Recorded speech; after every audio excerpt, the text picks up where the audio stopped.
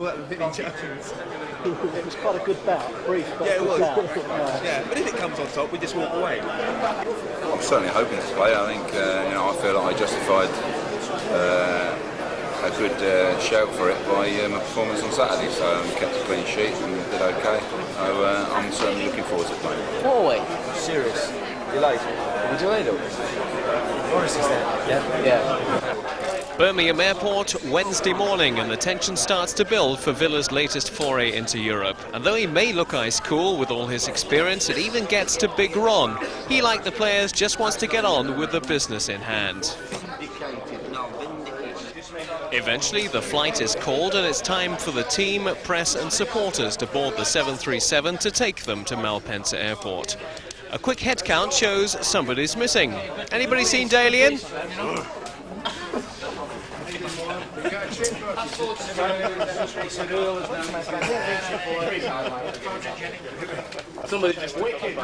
There's a bit of a snag concerning Dean Saunders. Somebody's taken my boarding pass, messing about with it. Yeah. Seriously? Seriously, yeah. One of the lads has got it, and they've gone on with it. Let him on. The broad smile of the Welsh wizard smooths things over, and there's one headache for the Villa and for Big Ron sorted out, thankfully. And if you want to choose any 4 cards, sir, be free of it. And you remember take them first. Just on television. I think it's time we start charging. It's time we start charging. And these are 2, as you can see here. He's giving that strict. An ace and a 2. I'm surprised. And the 4 and a 3. Where's the other? Where's the?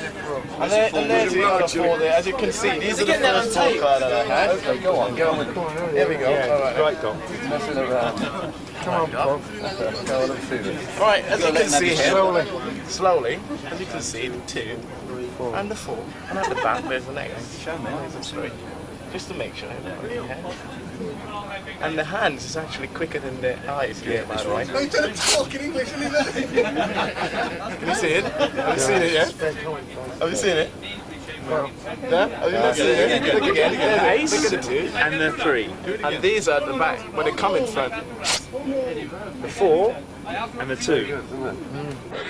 Good afternoon, Flight Director, First Officer speaking. We're cruising at the moment at 33,000 feet. It's been a hard night's day already for the players. Everybody now safely strapped in for the next couple of hours. Time for a bit of shut-eye, possibly the only real relaxation they'll get over the next 36 hours. All of the preparation at home has now been done. Time to think about a victory in Italy's hotbed of soccer, a win in the Giuseppe Meazza Stadium. Hopefully then the stuff that dreams are made of will become reality.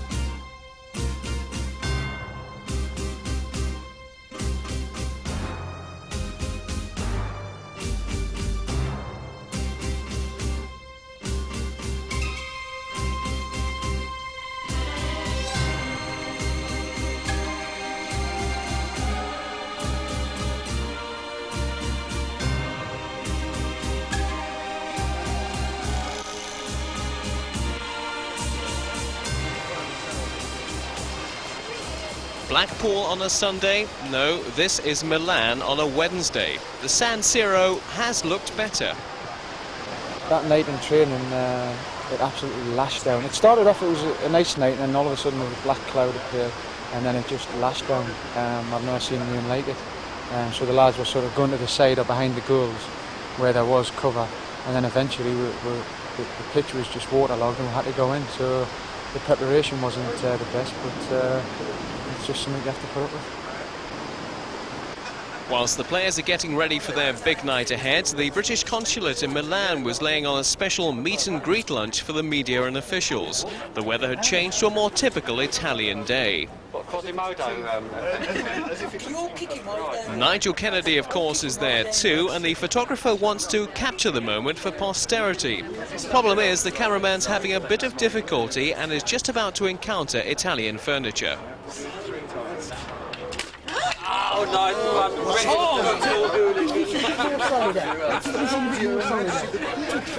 How old is that violin? The Italian violin I've got is made in 1735, but this one has been made in 1991, so it has a slightly less vintage. But it is a historic exhibit because it's got all of Villa's signatures on it of the team which went to Spain last year.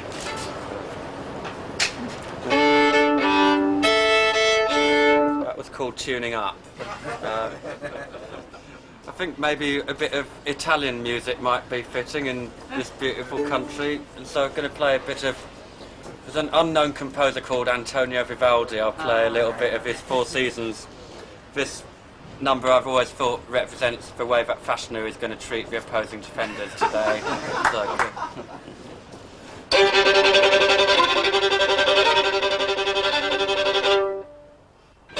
We'll leave the strains of Vivaldi as the press bus sets off for the San Siro and today's talking points in English football.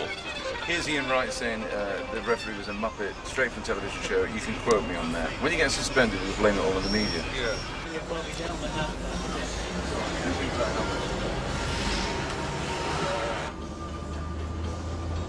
When the draw was made, I think everybody thought of playing in such a good stadium and against such a good side, and looking forward to it immensely.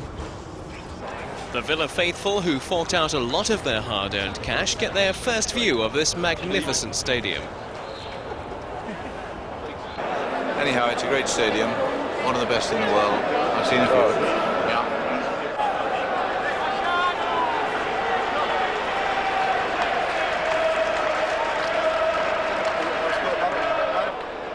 We could actually physically hear the Villa supporters, you know, and that was a big plus to us, stepping out and seeing so many Villa supporters. And this time they weren't plonked so high up in the sky, you know, whereas they couldn't be heard anyway. They were more on the side this time, and it was a great boost to us to hear them and to see so many of them.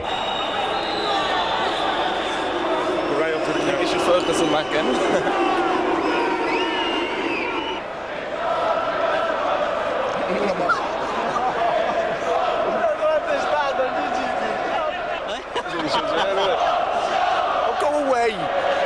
You're agitating me.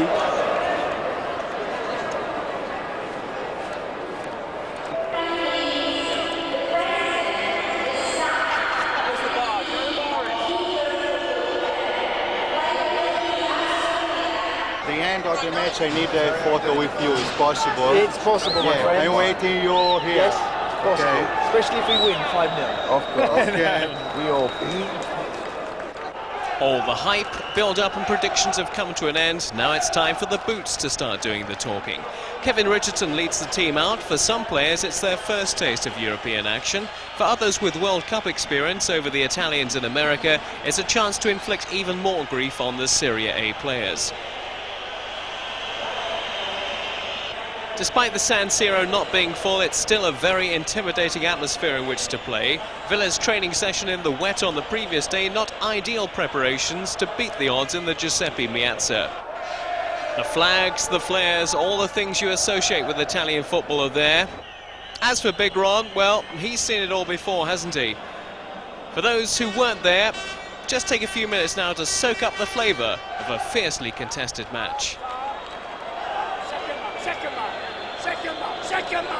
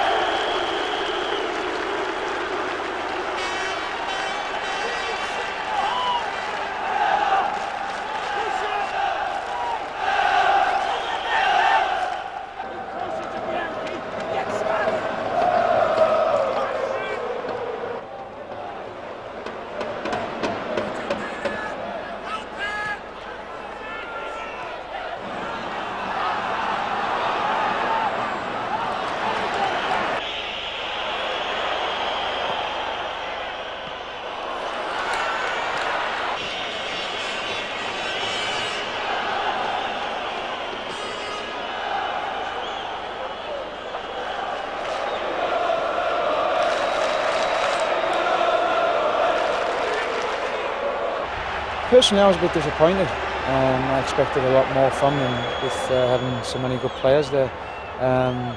But whether that was a case of the lads playing well defensively on the night, and which didn't cause them, they couldn't cause any problems forward. Whether that was credit for us or disappointment for them. I mean, initially when the ball broke clear to him, I hesitated a little bit coming out for the ball, and then when I did come out, I got a slight flick on the ball, and you know, he theatrically fell over me. There was no physical contact at all between the two of us. I didn't make contact with him. I made contact with the ball, so you know, that's not a penalty in my books.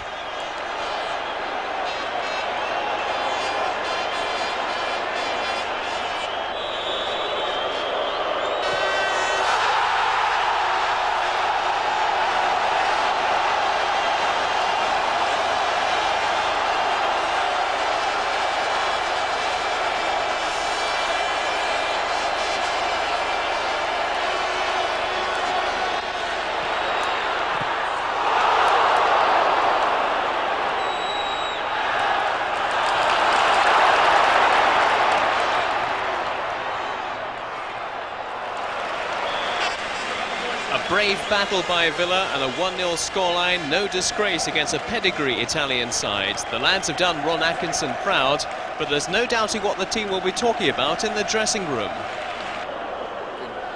Poxy penalty.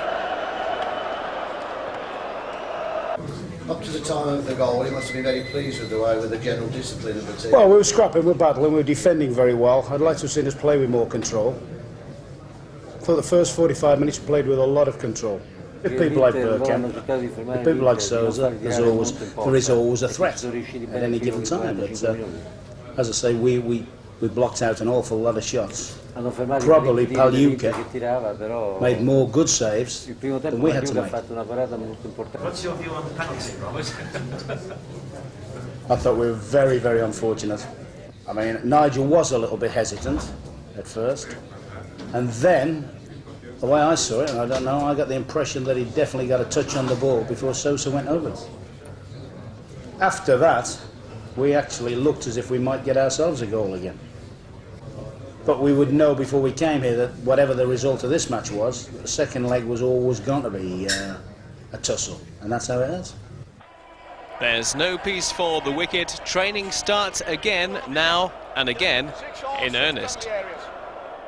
Well, I think one of the biggest things that stuck with us was the fact that I played what I call the Irish-American thing, or the Irish-Italian thing from America, i.e. the four boys in our team that all played against the Italian national side in New York and got a result. And I'd made up my mind that I was going to use that beat as a psychological thing or whatever, or certainly for their experience and know-how in beating top Italian sides. And I think that basically is it. We said we'll play it as a one-off match. I mean, if we'd have been 2 or 3-0 adrift from the San Siro, it would have been different thinking, but at 1-0 you could afford really to play it as a one-off match. I looked at it and thought I'd got to get my strongest outfield balance. Now, we were very, very near to playing Dwight Yorke alongside, as well as Dean Sanders, which would have meant that Paul McGrath or Steve Staunton would have had to have stood down. Now, fortunately, the way it turned out on the night, we didn't do that, and those two players had magnificent games.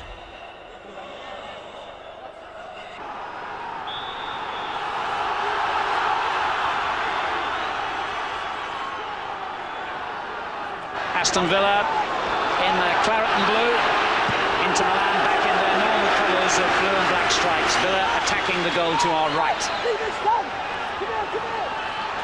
Important, of course, that Villa keep a disciplined approach and a disciplined pattern to their side here. There's no good charging forward looking for the goal. They have to remember that they've got 90 minutes to get it. Staunton winning the first free kick for Villa, which either he or the captain Richardson will take. Daly and Atkinson a likely target. Ugo Ehiogu is also forward, and Paul McGrath now arriving in the box to add his weight. It was a dangerous ball. Conte got it clear. Played in behind Houghton to Bergkamp. Boos for him from the Villa fans. Well won back there by King. Spink's first kick was a bit loose, straight to Nicola Berti. And that was a dangerous ball. Fortunately for Spink, he just overhit it. Barrett leaving it to Houghton, who came on as a substitute in Milan. Saunders had an excellent game in the first leg and is now on another free kick. Alan, the referee's early on setting the tone for this game. I mean, he's blown up twice when you could have forgiven him for not even giving anything, so he's going to be very finicky. I think that's going to suit Villa. They're at home, they're going to be doing the pressing.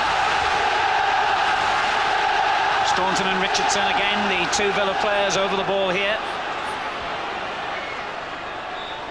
And it's Staunton who hits it, and it was a great effort. Spectacularly caught by Gianluca Pagliuca. Well, that'll certainly encourage Villa.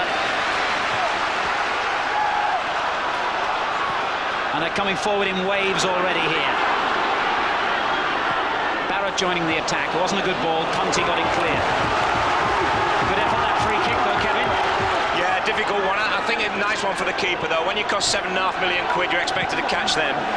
But nevertheless, always a dangerous ball, left-footed, swinging in. It's sort of a new one that has come on the scene over the last couple of years. Turned on by Richardson. Saino's little back header wasn't what he intended. Atkinson wins it back for Villa. Now Barrett. Turned in towards Saunders. The layoff for Atkinson. Big night for Dalian Atkinson, of course. He lost his place at the beginning of the season to John Fashanu, but he's in the starting lineup tonight with a lot to prove. It's a great ball in, great awareness from Saunders, and if it had gone in, it'd been one of the goals of the season, but it's in the top row of the second tier of the stand. But he's the sort of player who can win it for him tonight, Dalian Atkinson. On his day, he is exceptional. Header clear by Paganini. Villa keep the pressure on early on here. King forward, looking for Saunders. Bergamy gets it clear, and then the sweep up here. And the foul by King gives Inter Milan their first free kick. Alan, I was here, last time I was here for a cup tie, Tranmere Rovers played here and played very well. And I thought the atmosphere that night was something special. But tonight, it's just electric, it really is. Staunton turning it on, one back by Fester. Bergkamp. This is Bergamy. Ehio. Nice layoff from Saunders. On it goes to Dalian Atkinson, and there's a late challenge then on Richardson which the referee didn't seem to see. The Villa players are now drawing his attention to Richardson, who was lying on the ground injured a moment ago. Two fouls for nothing, and he's missed the main one, which is that one from Bergamy, which I think is a bad late tackle. I hope he's going to watch for the big ones as well as the finicky ones. Here's Houghton. King and Staunton again in close attendance down Villa's left. King. Headed away by Bia. Saino. Sosa coming very deep to receive it and found Conte. Now Berti, who looked Inter's most dangerous player in Milan. Villa found it very difficult to mark his deep runs from midfield.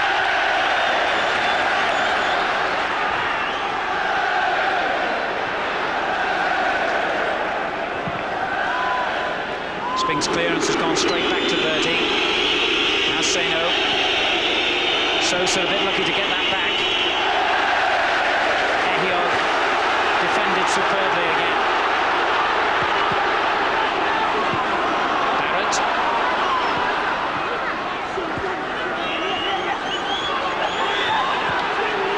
Houghton.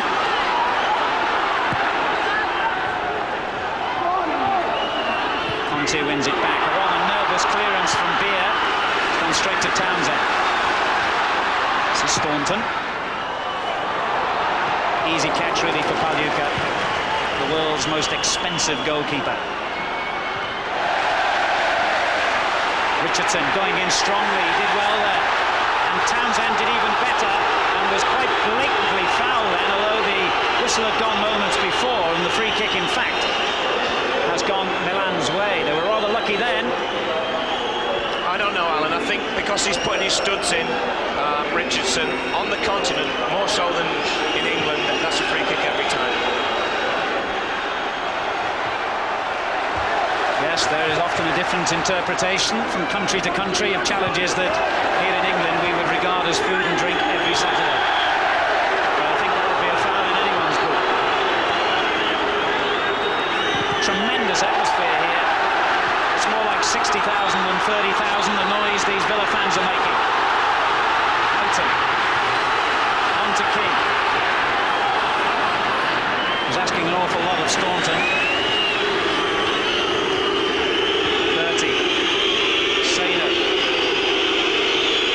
Crescendo of boos every time Inter Milan win back possession, and then great cheers when they give it away as carelessly as that.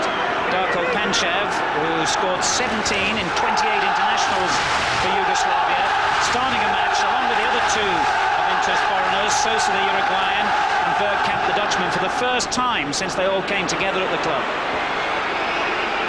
Yeah, it's a frightening trio on paper. It just remains to be seen how well they play together as a unit. And at the start, I think Ron Atkinson will be delighted because they're pressurising and making Inter Milan panic a little bit at the back, which has surprised me a little bit. And I think he'll be delighted with certainly the first few minutes of this game.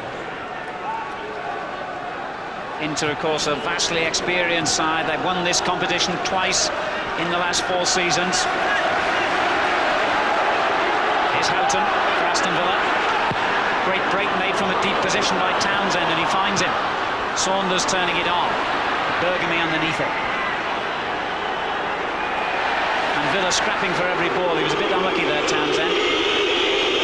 Bergkamp making a run for Inter. It's a fine run deep into Villa territory. Panchev peels away into a good position. Bertie's shot! It hits the bar. Panchev with the rebound! Well, when they look back on that moment, Inter Milan might curse their luck. It all started from Bergkamp here. He lays a beautiful ball. What a strike this is. He's all beaten all ends up, Spinks. It comes right back to Panchev. This happened a year or two ago when he was in Yugoslavia. That would have been in the net. But for some reason, since he joined Milan, they're not going in for him. It's a great strike. Well, it's little moments like that that tend sometimes to make players think, is it going to be one of those nights? Panchev really ought to have scored, I think, and the ball came back out to him. Villa gratefully accept the let-off. But it just shows you what a thin dividing line this tie is on for Aston Villa. Here's Bergkamp again. Remember, if Inter were to score an away goal, then Aston Villa would be in a near impossible situation. But nothing in football is impossible. Here goes Saunders. And back off him by Diallo. For players like Dean Saunders and Dalian Atkinson tonight, a totally different experience. They're very, very good at man-to-man marking, the Italians. They do it every week, every day of their life in training. And this will be a big test for them. And I think it's very important for Villa that they get some joy against the very experienced defenders of Milan. Houghton. Saunders' willingness to keep running and weaving and working for positions is such an important part of Villa's game. But Inter have it back again with Bergkamp. This is Ruben Sosa, the Uruguayan. Terrific little play, offside. Panchev turns to see the linesman's flag raised. And the referee wisely says play on. Houghton runs straight into Bertie. And Richardson's given it away. This is Bergamy. Bergamy, I think, echoing everyone's views when he said it's far too early in a competition of this stature for two clubs of this size to come together. To think that one of these sides has got to go out, such a shame. Here's Nicola Berti. Bergkamp.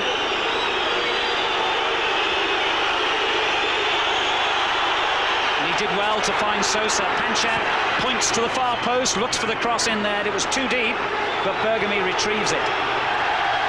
King just prevents the corner. Well played. However, it's back to Saino. Now Bergkamp. Townsend's tackle. The referee waves play on. Conti goes in hard with Houghton. Now Daly and Atkinson, well played. And that's a tremendous ball. Well, Festa was at full stretch to keep that away from Saunders. Great play by Daly and Atkinson. Please give us 90 minutes of the first 15. Another 75 would be brilliant. Tremendous pace, tremendous commitment, and full of intrigue as well, because Milan on the break. I mean, everyone talks about Bergkamp. I think this Sosa is something very, very special, and he needs to be watched for 91 minutes if you're only playing 90. Pulsating opening to this match here, and Conti has given the ball away to Richardson, the Villa captain. Townsend, King, and now Staunton. Villa temporarily down to 10 men, by the way. Dean Saunders is off the field having treatment.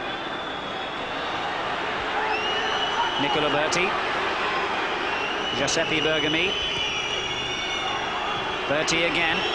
Here's Saino. Richardson going in strongly. Got a crack on the head, Dean Saunders, but he's okay to return. Jim Walker, the physio, has done his magic tricks. McGrath's clearance goes straight to Bergami. This looks dangerous. Panchev and Sosa combining in the middle, but Ehio comes out with the ball. Now Barrett. Richardson. Atkinson's made room nicely, but whipped away from him by Pagani.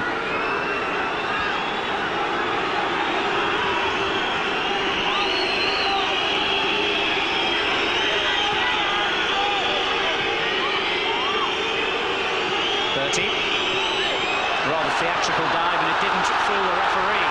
And now Villa looking convincing on the counter here with Townsend. They've got 4 men against 5 inter-defenders. King's cross. Staunton whips it across goal. That's so inviting. If either Atkinson or Saunders had been 5 yards further forward, then Inter were in trouble. It's a great little ball here from King. Look at that. Beautiful. If it'd been an Italian dude, we'd be really raving about it. Great ball in. But where are the forwards going in? I don't think they expected it. It just came too quick. Great ball, this one from King. With a spin on it, helping him. Superb ball in from Storm. Nobody there.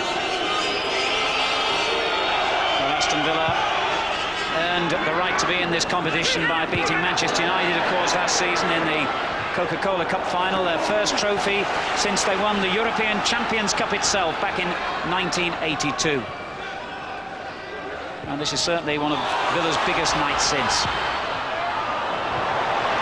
And again, Houghton crossing into the danger zone, but Pagliuca had plenty of time to see it. Houghton, of course, scored against the Italian goalkeeper for Ireland in their opening match of the World Cup in the summer. I'm sure we all remember that goal.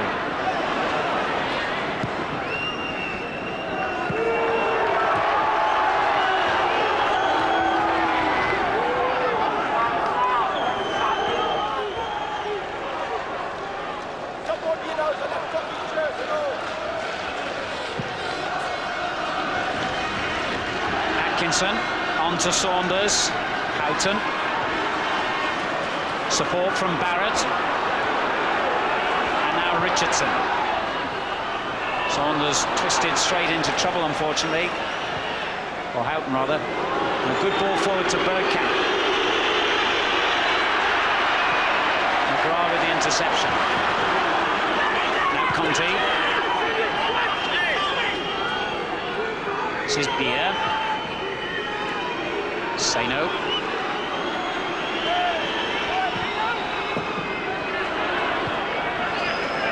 Villa have it back with McGrath. And it looks as though Dean Saunders might have to come off. Guy Whittingham, one of the Villa substitutes, getting ready to come on. And that's a big blow to Villa.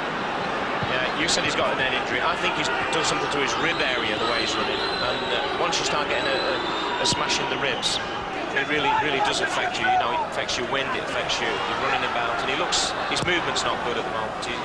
He's waiting to be subbed, I think. I'm sure of that. Here's Conti. Harrington wins it back. Late challenge there by Conti on Barrett. The crowd certainly saw it. The referee didn't. Seno. Besta. Sosa. Now Bergkamp. Dwelt a little too long on the ball, but it bounces kindly for Inter. Panchev, Bergkamp. Now Conti. Good football in the Villa half. Seno. But it'll be frustrating for Villa if they can keep playing like this, Inter, but the final ball by Conti wasn't a good one. Saunders still limping a little. He obviously injured his hip in that collision as well, and he seems to be signalling to the touchline that he can't continue. Townsend. And he didn't run at all freely onto that through ball either, Saunders. He's obviously in trouble. What a shame. Bergamy. Panchev. Seno trying to play in Sosa, but it's much too deep. And they can't get Whittingham on because the ball simply hasn't gone out of play for a long spell now. He's ready. As soon as the ball's out of play, I imagine he'll be on. Given away by Bertie to Houghton. Atkinson to his right. A disappointing ball, though, by Ray Houghton. The only thing that's let Villa down in this first 20 minutes or so has been the final ball. Everything else has been good. The build-up good, nice and positive. Sosa. Panchev. Bergamy provides the width. Panchev. Bergamy again. Good football. Back again to the captain. Excellent play this by Inter. Now Bergkamp. Tried to find the far corner, but that's a goal kick. And that might now give Villa the opportunity to make the substitution. Guy Whittingham, who struggled for a regular place here since his £1 million move from Portsmouth. He comes on to take the place of Dean Saunders. Good player, Guy Whittingham, good penalty box player, prolific scorer in his Portsmouth days, but they're going to miss Dean Saunders, Kevin. Of course, I mean, it's one of the sad things in football when you lose a key player so early in a game. But make no mistake, this lad Whittingham, he's got pace, and he's got enough pace to worry them, you know. Houghton finding Atkinson, back again to the Irishman, and onto the other Irishman, Staunton. Into the intended target of Whittingham, back out to King. Staunton. That's a good ball. Oh, just headed away by Paganini, and the shot by Houghton. Pagliuca down to his right to save. Great ball in. This is a better area. He's a little bit further forward. A good head back, and it drops. And I suppose the finish, well, he'd have done well to score from there, but he could have hit it better. Here's Richardson. Staunton. He was caught in two minds then and gave the ball away. But won it back superbly off Bergkamp. Houghton. Barrett overlapping down the right. Atkinson and Whittingham in the middle. He's chosen a difficult route, and that's a goal kick. Yeah, he's got a lot of pace, Earl Barrett. He's got to use that pace to get in positions where he can deliver balls tonight, because it's the full-backs who are going to get the space. And he's certainly got plenty of pace. Sometimes I think his final ball in is not as good as it could be, but you can level it out at most full-backs, and some people say that's why the full-backs. I bet you wouldn't dare to tell Tommy Smith that in his day. Tommy Smith was a great user of the ball, and a great player. I hope he's listening. Here's Barrett again.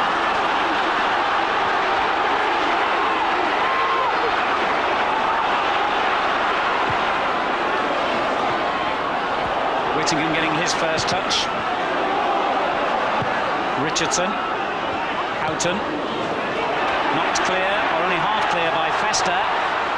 And Pagliuca takes control.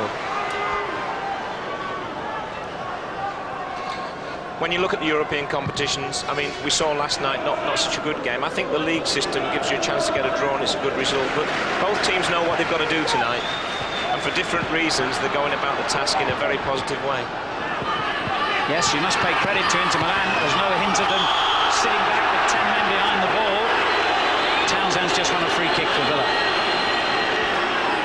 The very lineup made you think, as Trevor Francis said at the start, that they're looking to get a goal, because a goal means that obviously Villa have got to score 2, and against the Italians defensively that's always difficult. Richardson playing it in. Whittingham! That was nearly a very dramatic introduction for Guy Whittingham. He sneaked round the blind side of the defenders and has earned a corner. It could have been better. Great ball in, and the defender does very well actually, and knocks it, gets the first touch. McGrath turns the header goalwards. Ehiarg almost reached it. Well, let's hear what the problem was for Dean Saunders. He's down there on the touchline now with Gary Newbon. Dean, what was the problem exactly? I just got a whack on the hip, I think. I felt something go down in the corner there, and you know, normally I can just run him off, but it would just carry me for about 15 minutes, so I thought it best if I come off, I couldn't run. What exactly was the injury? I think I just got a whack on the pelvis, just in the side of my pelvis, and I don't know whether I whacked it or I pulled something. I felt something go in the corner. Villa back on the attack, minus Dean Saunders. Guy Whittingham in his place now. Townsend. It's a good ball back and whipped in towards Houghton, but it was Bertie back defending well and then fouled by Ray Houghton. Bertie, who scored in the away leg of the final against Salzburg last season and scored in Inter Milan's 3-0 win 4 years ago when these two sides met. Remember, Aston Villa had led 2-0 from the first leg that time, but were buried 3-0 on a sad night for them in Milan.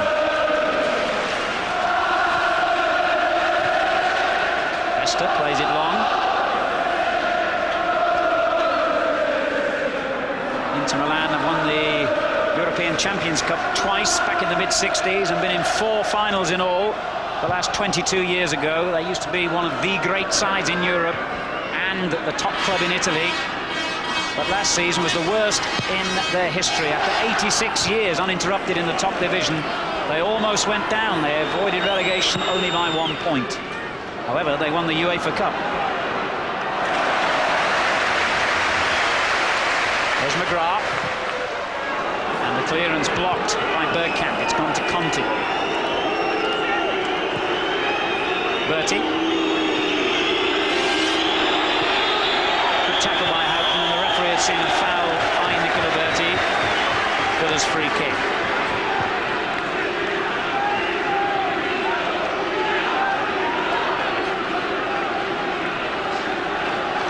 Houghton. Great run by Townsend in the inside right position. It's gone to Barrett. Now Townsend.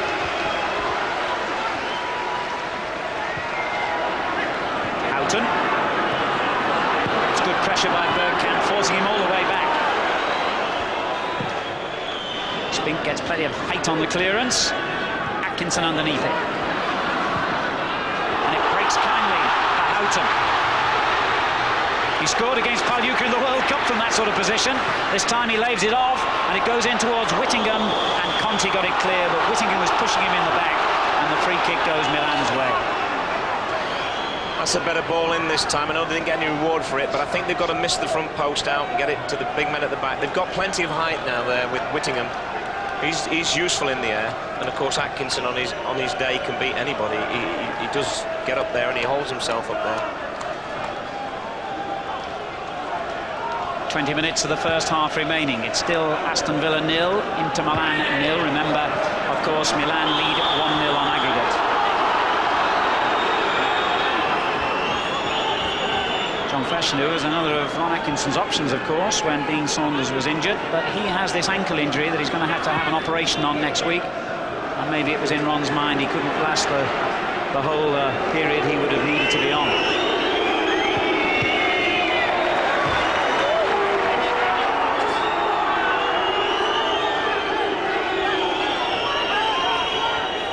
Sosa. Seno. That's a good-looking ball, and Panchev met it, but fortunately headed high rather than low. Yeah, Keogh showing a little bit of inexperience there. Just got caught ball watching. If it's a great ball in, but he's come to it. He's got beat, and really, again, I think he may have just got a touch on that, Alan, which was enough to put Panchev off. The best two chances so far have fallen to Panchev, and he's not looked the most confident of strikers. So he hasn't really been a success since he went to Inter, and indeed I think Inter have let it be known around European clubs that he's available for transfer. So it was a shock that Ottavio Bianchi, the coach, picked him at all tonight. Well, maybe he's just thrown the gauntlet to him and said, go on, prove what a good player you are. You can't have lost what you had. I mean, he was a great player in Yugoslavia, as it then was, and he was scoring goals for fun internationally at the very highest level. And I think what the coach has done there, he's just said to him, go on, what a stage to prove yourself on, and it is a great stage here at Villa Park.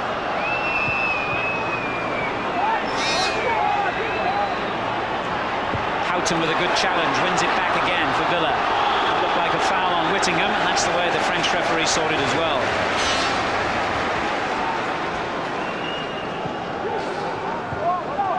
No place for pansies out there, Alan, is there? It's been a tough start, no quarter given or asked. King a bit lucky to get that back off Bergamy, the Inter captain, and now finds his own skipper, Richardson. Lifted into Atkinson, but the header drops tamely into the path of Mirko Conti. Sloppy layoff from Panchev, and he was lucky. Now Sosa. That's a good ball. Panchev tried to play it back, and nothing's gone right for him yet, fortunately for Villa.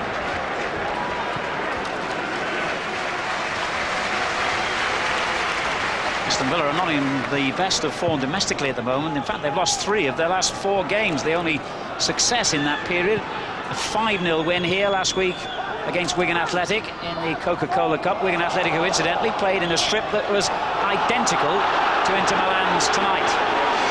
There, the similarity, with all due respect to Wigan, ends. Richardson.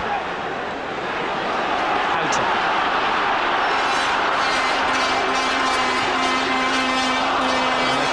Too sloppy with possession against Italian players so capable of keeping the ball themselves, and a Dutchman and a Uruguayan who can join in as well. Sosa. Panchev peeling away again on the far post. Chance for a shot here, and he saw Spink moving towards the far post and tried to catch him on the near. So dangerous. Bergkamp again causing the problems. He's not just a goal scorer, he's much more than that. And Sosa, he's predominantly left-footed, but he goes inside, and I tell you, if he'd have aimed it just where he wanted it, Spink may have got it, but it wouldn't have been an easy save for him to make.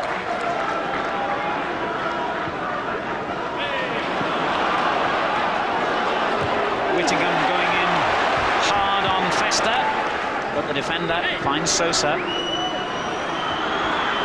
Seno, Bergkamp. That's good play. And still Bergkamp. Villa looked a bit stretched then. Houghton. Atkinson. The pace of this game is remarkable. It's just been unrelenting from the first minute. King. Atkinson. I don't know if Villa are playing Saturday, Alan, but it's going to be tough on Thursday, whoever they've got. Not looked at the fixtures. It could be a team from the northeast. Richardson knocking it back in for Whittingham, who went in bravely with the keeper. That was unlucky. Halyukas complaining at the referee that Whittingham went in with his boot raised high. I think he was right.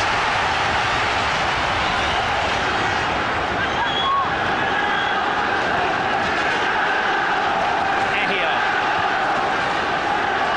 King.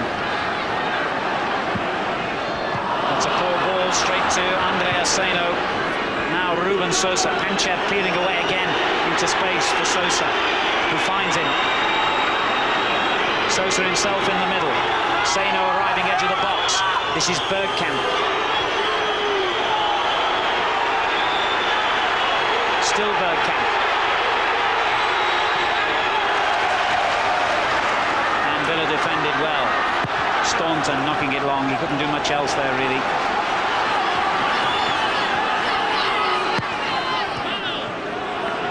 I can remember the day, Alan, not too long ago when an Italian side would have come here with a 1-0 lead and sat back and said, right, you come and score against us. But the game's changed worldwide. Maybe it's the new rules, maybe it's just the players that are being bred now, but they're so adventurous that they're actually taking the game to Villa whenever any chance they get, you know, which is making for a tremendous game.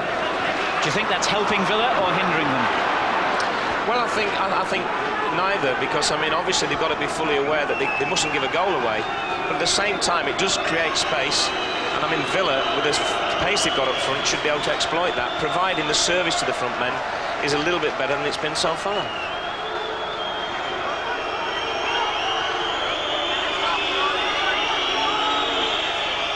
There's Bergkamp for Inter Milan. Given away to Houghton. Atkinson finds some room and then finds Richardson. On to Barrett.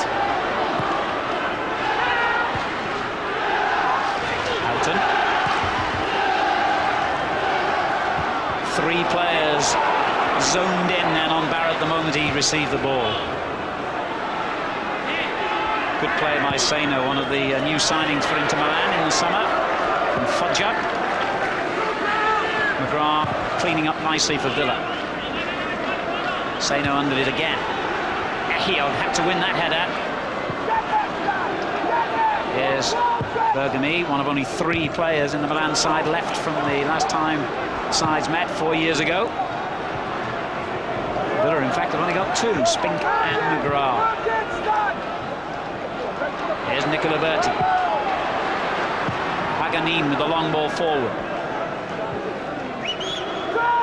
King. Sosa pressurising him. And he's given it away. But so too has Seno. Houghton. Well, Atkinson's control let him down then, and it has to be instant with defenders of the quality that Inter Milan have out there.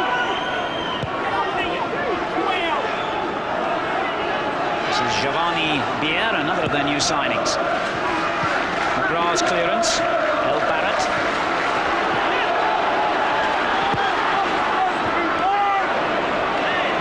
Whittingham did well to take it off Bertie then and find Houghton. But just as quickly as the space opened up, it was closed off again.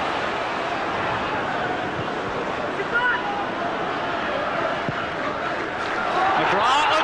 Misunderstanding between Ehiog and Spink, and Ehiog realised at the 11th hour that he had to make an intervention. Well, that was an almighty mess. It could have cost Villa dear, Kevin.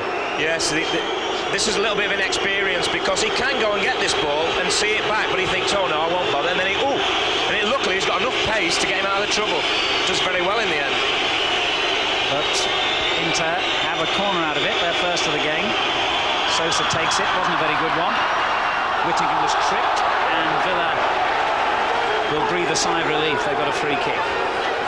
I suppose they were shouting to each other, but in this atmosphere, I wouldn't be surprised if they can't hear a thing. I mean, it is unbelievably noisy down here. Nigel Spink got away with a little bit of luck on his side then, so did Ehiog. And remember, Villa had a bit of luck as well. In the nearest incident we've had to a goal yet, with Bertie hitting the post.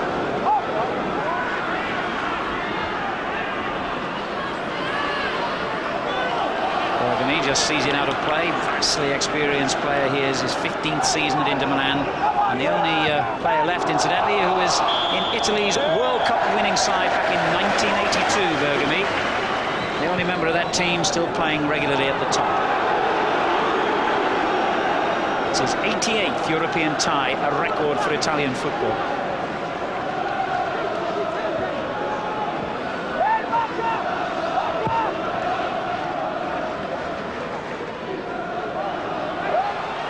Festa. Given away to King. Staunton. Good ball for Richardson. Nice little knock down the line, and back it goes from Townsend to Staunton and on to Houghton. Good-looking cross. Atkinson tried to climb. It comes out to Richardson, who hit it, but too high. That's the best move of the match so far for Villa. Ron Atkinson will be delighted with that. That is the way to play the Italians. A lot of quality passing to get to this point. A good ball in, and he just wouldn't come down for Richardson. He had to just wait. They'd be disappointed maybe with the final effort. Hardly missed a game in his 4 seasons now with Aston Villa. Kevin Richardson, always one of the first names that Ron Atkinson writes on the team sheet. Difficult ball here for Spink, with Sosa running at him. Conte heads the clearance straight back to the Villa keeper.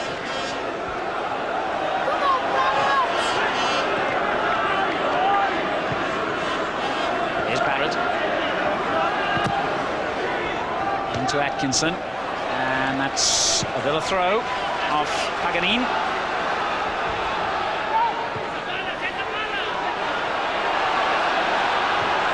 Atkinson to Houghton. On it goes, and Houghton again with a chance here! Struck it well, but straight at Pagliuca. Another great little move there from Villa. If they keep playing like this, they're eventually going to make a goal. Great move, 1-2, keeps moving. The only thing he's guilty of there is hitting it too well. Straight at the keeper. He could have done with cutting the neck off it, as they say. I must say, Aston Villa are playing some superb football at the moment, defensively as well as in the inter-half.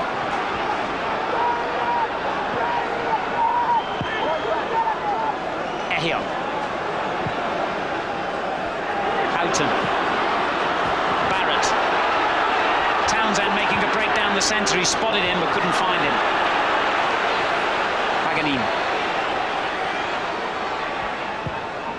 Given away to Barrett. Conte always favourite to get there, but Houghton was strong enough to win it back again. Richardson. Beer got it clear. Now Sosa. Hanchev trying to get in here behind King, but that was very good defending by Phil King, signed from Sheffield Wednesday.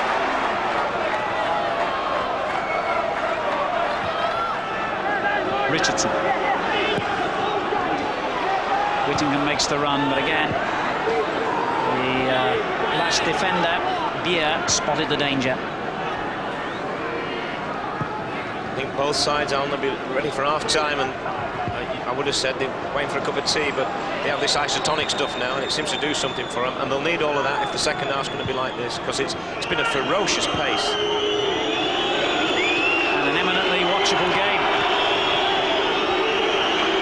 Ruben Sosa for Inter, who still have that 1-0 aggregate lead. But 0-0 on the night.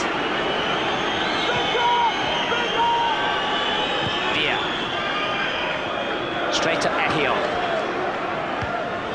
Headed back in by Fasta. Richardson's there to get it clear to Whittingham. Now Houghton. Atkinson. Houghton. Good ball, Richardson finding King on the left. Ehio. That's an excellent ball. King. And he finds Townsend. Chance here!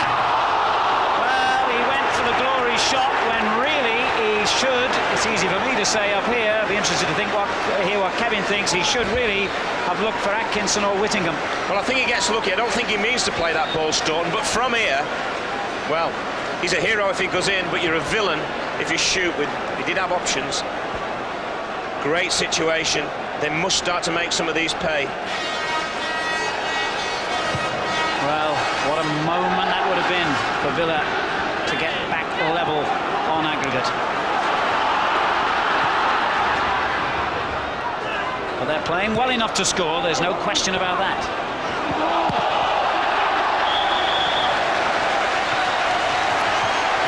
And the goal attempts indicate what a good open football match this is. Yeah, when people talk about no goals and games needing goals, this one needs one because we want Villa to win, being English, but it doesn't need one to be any better a game. Here's Houghton, and he's got one! And Villa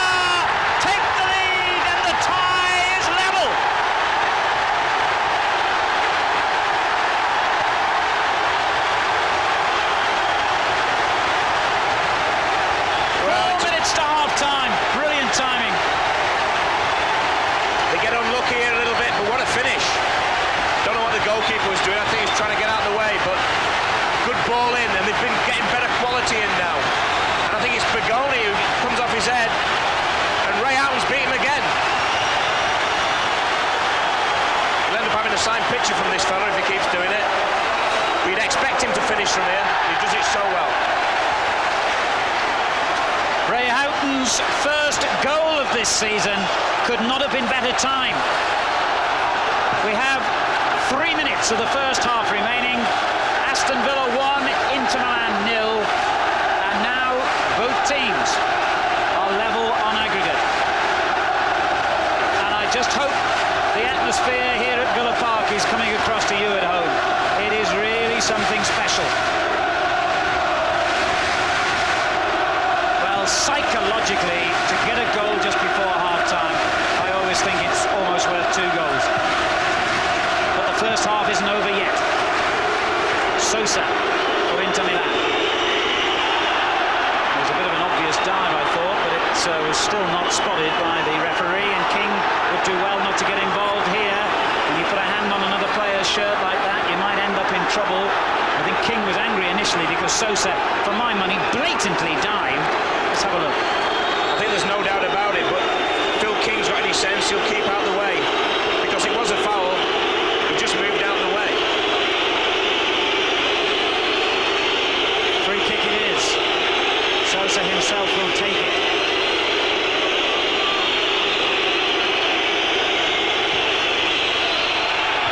Well played, Spink. But Conte onto the rebound, drives it in. Villa just had enough bodies in the way. Now Atkinson. Whittingham. Back to Atkinson again. This is superb stuff from Aston Villa. Daly and Atkinson. Playing for handball, and it was too. Villa's free kick in a dangerous position. Is he asking too much for another Villa goal before half-time? He doesn't think so. Good position this. Be a great time to get another goal. The noise is incredible here. It'll be louder still if they get another goal now. They've committed so many men forward for the free kick here, Villa. Penalty area packed with bodies.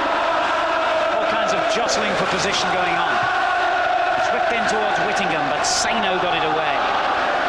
Houghton, the goal scorer. Offside, unfortunately, Richardson.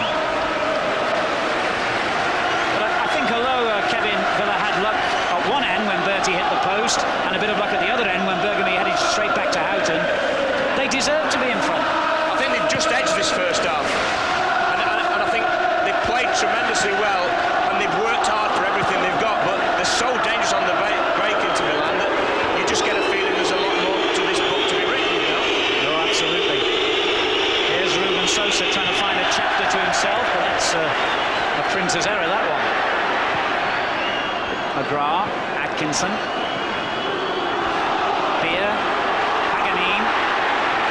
Well played in a tight situation, he did well. But so did Barrett for Villa. Paganini's still in there, battling away for the ball. Has conceded a free kick, a harsh decision I felt by the French referee. We're into stoppage time. Villa lead 1-0 on the night, it's 1 each on aggregate. And they really are performing admirably here, Aston Villa. Whatever happens in the second half, their first half performance is one to be proud of.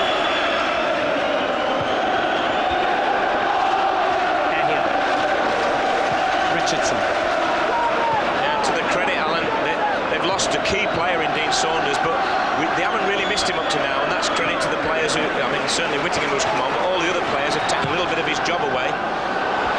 Danger here as Thornton gets into the Inter penalty area. King whipping it in, it's a good one, Whittingham's header. Still danger, and the keeper took a risk coming out then. He's got away with it though. And in fact the whistle's gone, and that's it. That's the end of an absolutely enthralling first half here at Villa Park. And that goal is going to make life a lot easier for Ron Atkinson in his half-time team talk. And it's going to make life a lot happier for these Villa fans. Just what they needed. Houghton's strike coming at a perfect moment. And it gives us a half-time score at Villa Park of Aston Villa 1, Inter Milan 0, 1-1 an aggregate. What a second half we have in prospect here. As Inter Milan get the second half underway here. And I can answer Trevor Francis's query, by the way.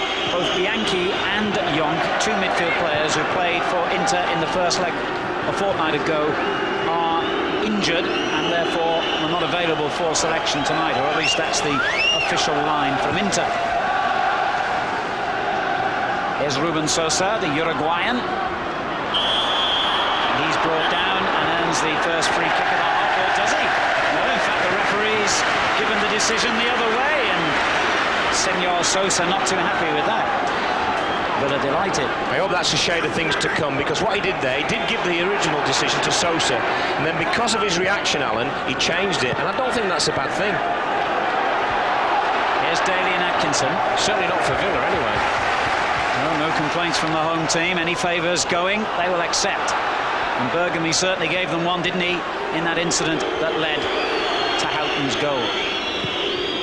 There's a terrible ball by Sosa, turned straight back to Townsend. Now Staunton.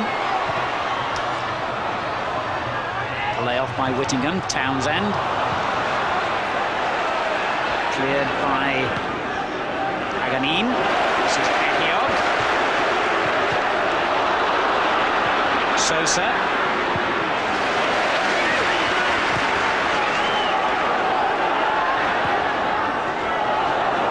And Whittingham never really had much hope of receiving that.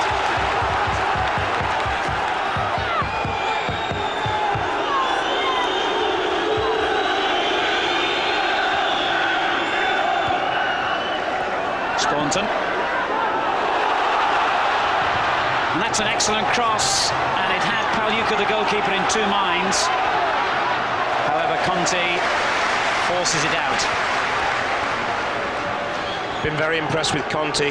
He's worked very, very hard. He's had to. He's done a lot of tracking back. He's the midfield player Trevor was on about who they needed, but they need a little bit more skill from him when they get the ball. Bit of a wild clearance there has given possession back to Villa again. Phil King.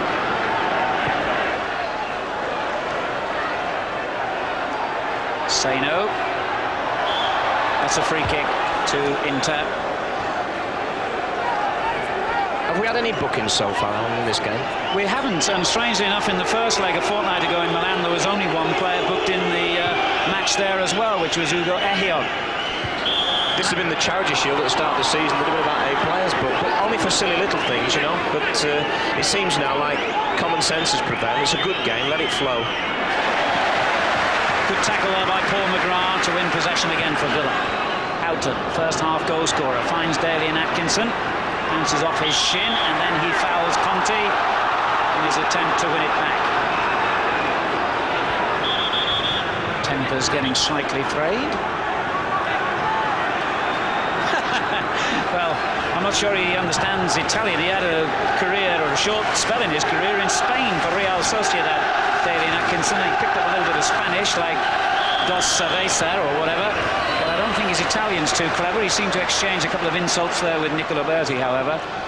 But that's the best way to react. I like to see that. I mean, he may be taking the mick out of the lad, but he smiled and run away from it. And what's the point of arguing? Referees very rarely change the decision, although we've just seen one do that just a few minutes ago. So never give up. Splendid match here. Aston Villa leading 1-0 on the night. It's 1-1 on aggregate. And by the way, if the score stays at Aston Villa 1, Inter Milan 0 at the end of 90 minutes, that is the only score that would lead to us having extra time and then, if necessary, penalties. Nicola Berti's an unhappy lad again because another decision's gone against him. A throw-in this time. Conte wins it back. Now Dennis Bergkamp. Ruben Sosa. Barrett under pressure.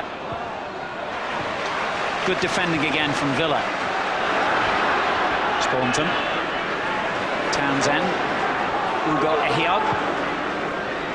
Looking for Whittingham, and it almost reached him. It does, in fact, off the defender. Houghton's shot.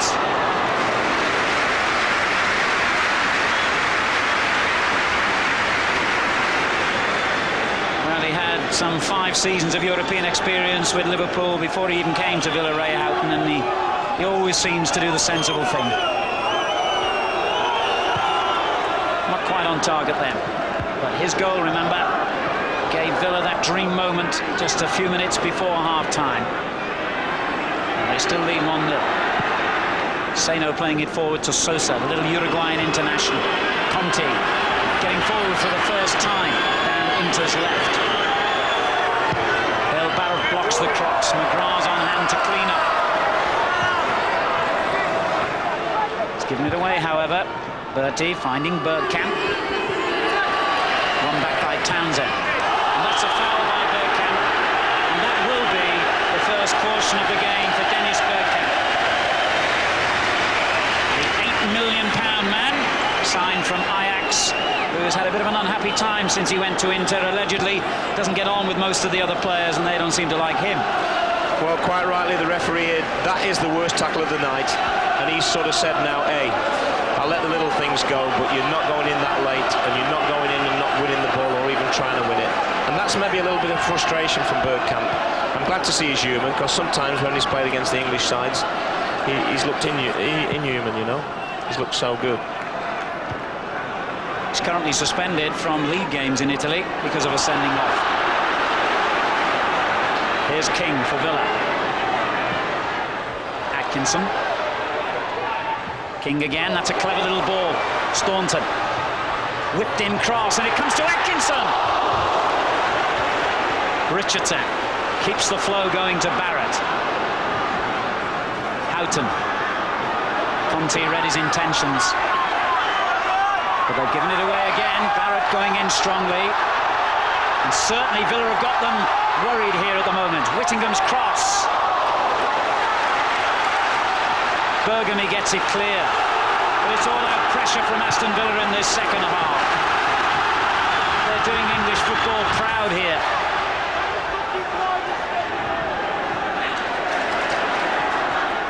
Bergamy. Bergkamp. Panchev. Knocked long by Paganini. McGrath gets it clear. Richardson. Barrett hooking it on first time. Has come back to Bergkamp. He's got Sosa to his left. And Villa just crowded him out. They're all working so hard for each other, these Villa players. It's been a monumental effort already. Richardson, the captain. Staunton. Townsend. On to King. Staunton's continued his run. Unlucky. Bertie brings it clear. Seno. Sosa. Bergkamp. And again, sloppy passing. That'll do nicely for Villa. Houghton. Oh dear, sloppy passing by Villa this time. Straight to Mirko Conti. Sosa makes the run down the left. Goes infield to Seno.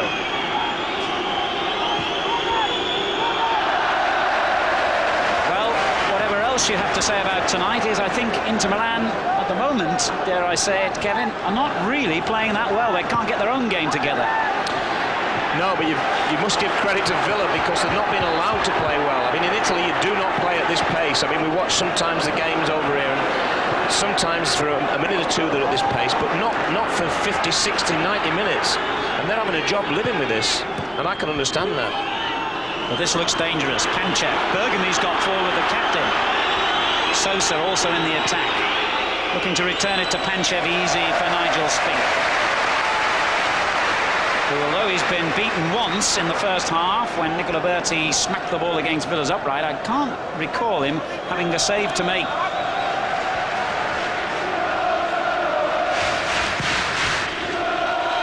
And the coach, Ottavio Bianchi of Inter Milan, doesn't look a happy man at the moment. Festa finding Berti. nudge in the back then by Steve Staunton on Andrea Saino. Remember, if the score stays this way, we would have extra time. A draw of any kind is good enough for Inter Milan to take them through. Bergkamp. Bit of a wild clearance there from Houghton. McGrath, solid as a rock. But here's Saino. Bergkamp, bit of a lucky deflection here for Inter. What can he make of it? He measured that, but fortunately for Villa, he measured it wide. He scored 8 goals in 9 UEFA Cup ties last season when Inter Milan won the trophy, but he hasn't done anything like as well in the league. Takes his place along with Sosa and Panchev in an Inter Milan side that shows 2 changes from the first leg. We're still involved in a fascinating game here, Alan, because even if Villa do score a second goal, which there's no doubt they deserve on the performance so far, they've got to be careful because they get one. Of course, 2-1 would put them through Inter Milan. So whatever happens, this game's going to go right down to the wire, as they say. And Ron Atkinson, with all his experience, the most senior of all the Premier League managers, knows full well the consequences here. A goal for Inter could still prove fatal for Aston Villa.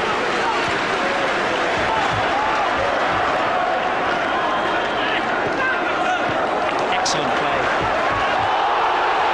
It's a free kick. Clear foul by Saino, but they seem to have a telepathic understanding, Staunton and King on the Villa left, and they took that free kick in quickly to Houghton. And back again to Staunton. Oh, tremendous save by Pagliuca. I'm not entirely sure Staunton meant that as a shot, but whatever, it produced a great save. Yeah, they combined great in. He's on his left foot. I think he means to cross it low and hard, but what a save. Houghton playing it back into the danger zone.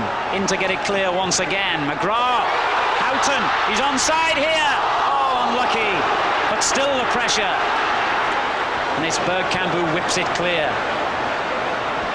Sosa.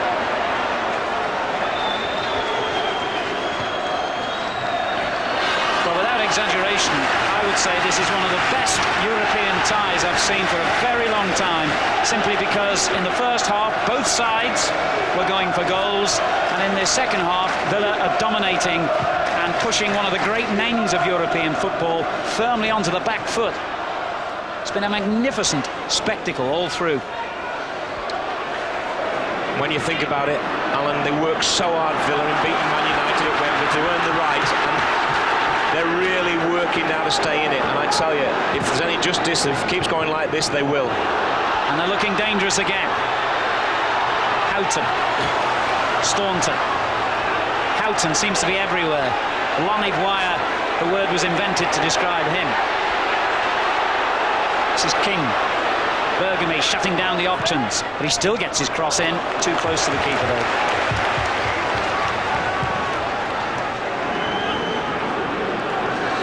An hour of the game completed.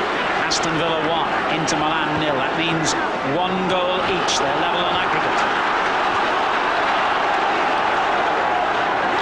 Steve Staunton for Aston Villa. Oh, it was a poor header by Beer. They've certainly made some mistakes at the back tonight, Inter. They have, Alan, and I'm convinced it's the pace of this game that's making really good players, international players, make mistakes like Bergoni did for the goal. I mean, they're just not used to playing at this pace in Italy. It's slow, slow, quick, quick, slow. This is quick, quick, quick, quick, very quick, and whatever comes after that. Tired. Would be for me and you. Here's Bergkamp. And he's got away from his marker. But it wasn't a good ball. Cleared by King. Bertie straight at Houghton. You can't help but feel that with Sosa, Bergkamp and Panchev there, that somewhere along the line they're going to create some problems, but they haven't done it yet, and that's great credit to McGrath and Ekiog, King and Barrett. They've been superb at the back. Well, no surprise, I think, here. Darko Panchev has had a very disappointing game. Is going to be replaced by David Fontalan. who we thought would be in the starting lineup originally. He'd been suspended for the first leg in Milan. And Panchev's been very disappointing. Fontelan on in his place, Bergkamp going forward, and did well to retain possession then. Fontelan gets his first touch, Sosa, Bergkamp, and Villa crowd Inter Milan out on the edge of their own box. Whittingham helping it on. Bertie. I'm just looking over at the Villa box, and Ron Atkinson, he's like the last night at the Proms. He's up there and he's orchestrating everything. He's kicking every ball with him, and he's just had both cartridges out, he tells me, so he must be careful. And will he be leading a chorus of Land of Hope and Glory at the end of the night, I wonder? Bergami playing it forward. Will it be the last night of the Proms for Inter Milan? Will it be arrivederci for them? Can Aston Villa produce one of the great comebacks in recent years in Europe?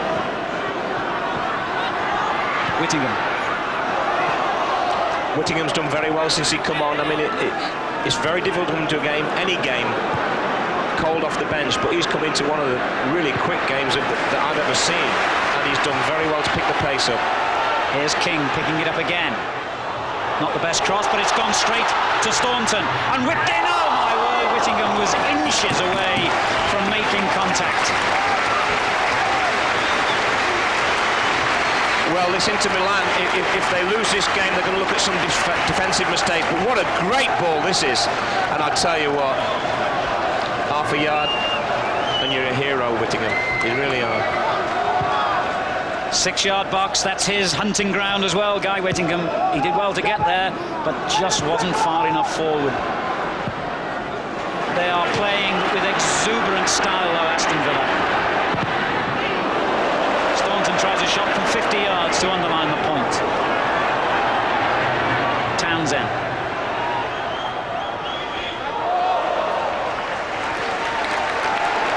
They've got a throw here, Villa, and they've taken it already. Townsend.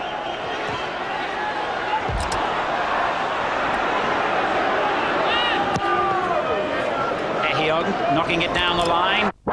Staunton got the little flick on, and Pagliuca calmly collects. Well, the Inter coach must be a worried man at the moment. You can never, of course, make predictions without looking the fool in football, but the way this game has gone, you're bound to feel that if Villa score a second, Inter Milan would find it very hard to get a goal themselves. Here's Whittingham.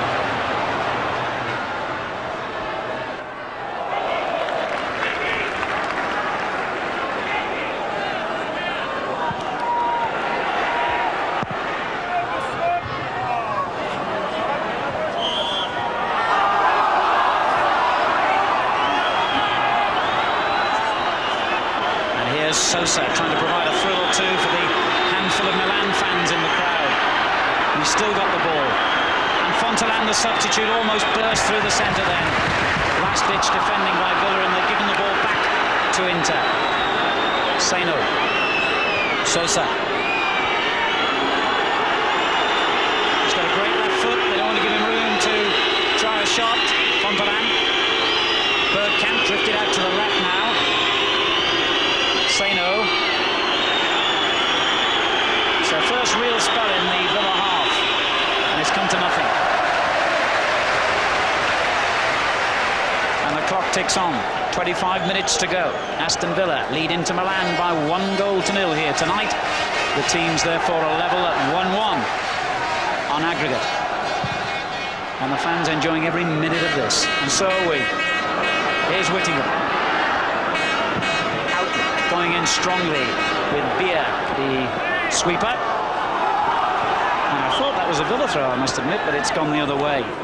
I got a slight deflection there. You can't help but feel, Alan, that because of the name Inter Milan and because of the quality of the players on the side, they're going to have a spell in this match. They haven't had a spell of pressure at all on Aston Villa.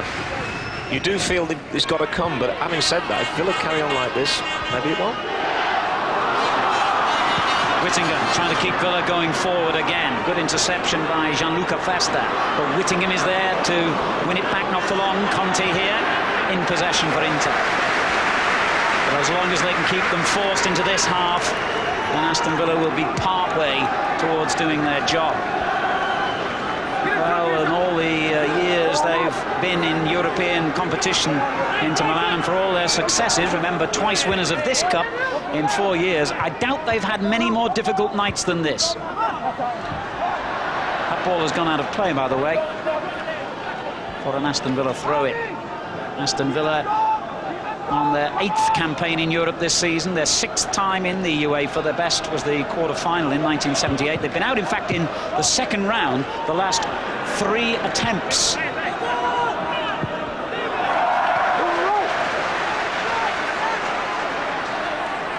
If this is to be a glorious failure, glorious will be the operative word. Let us hope it's a glorious victory. Here's Houghton, who scored the Villa goal just before half-time. Good layoff to Barrett. Whipped in towards Atkinson on the far post. It comes out to Staunton, though. Staunton's done well here. He's done really well. Now, what's the referee going to decide here? He's going to decide that was a foul by Steve Staunton. Free kick to Inter. I think he's right as well. What Steve Staunton should have done there is just wait. The lad had it between his legs, which is not allowed really, but he wasn't going anywhere, and he just couldn't resist having a little slash at it, I think is the right word. And the referee was spot on to give a free kick against him. The outcome of this tie, fascinatingly, hangs by the slenderest of threads. Sosa trying to get in behind. Ehiogu here. Well played, Ehiogu. Well played. Flicked on by Townsend to Atkinson and on again to Whittingham. It's good football. Houghton. Whittingham. Houghton's on the ground, injured. Whittingham battling for the ball. And the referee does a favour even to Villa. And then that's a foul on Richardson, surely. And tempers just getting a little bit out of hand, not surprisingly. It's a massive prize, of course, a place in the next round of this competition, with so many big names, of course, the likes of Juventus and Lazio and PSV and Real Madrid and Newcastle United all entered the competition at this stage. Here's Staunton going forward for Aston Villa. They lead 1-0. Can this be number 2? It just wouldn't drop into his path. Lucas belted it clear, first time for Sosa, their lone attacker now, Inter. Barrett. Sloppy ball for once by the otherwise admirable Houghton, who's brilliantly won it back. Atkinson. And they keep the pressure going, and more importantly, Villa keep the pace on. I think you're right there. That is what is rattling this great Milan side. You know, the pace of this game is something they're not used to, as I keep saying, and they're making mistakes all over the field. But surprisingly, the biggest mistakes they're making are at the back, where you thought they would be very calm and collected. This is Townsend for Aston Villa. He's done well to win a corner there. Well played, Andy Townsend.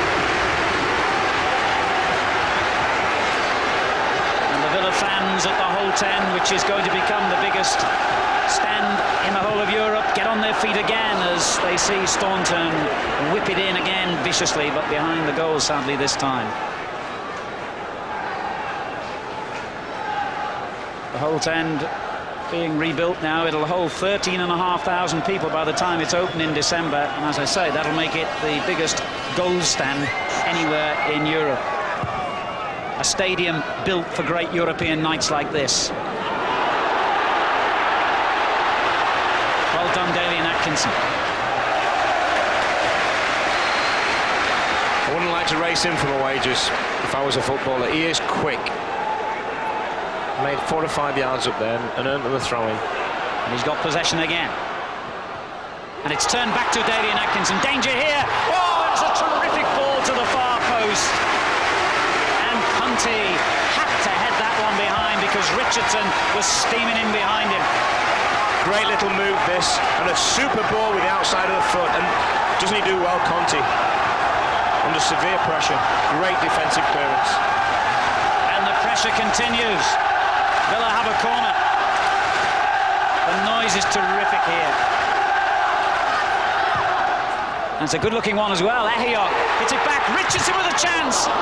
Oh, they just had so many bodies in the way. Now Townsend turning it back in. Conti heads it clear. Back out to Townsend. That's a good effort. And Pagliuca took off to keep it out of his net. Breathtaking stuff. Really what European football is all about, and Villa have been magnificent. I just hope they see it through.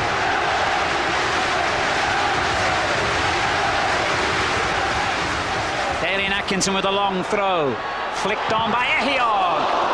Bergamy gets it clear. Back again to Atkinson, and he's dispossessed by the substitute Fontalan. But Villa have it back again. McGrath did the sensible thing as ever, but Spink's got some work to do here. Very calm, well played.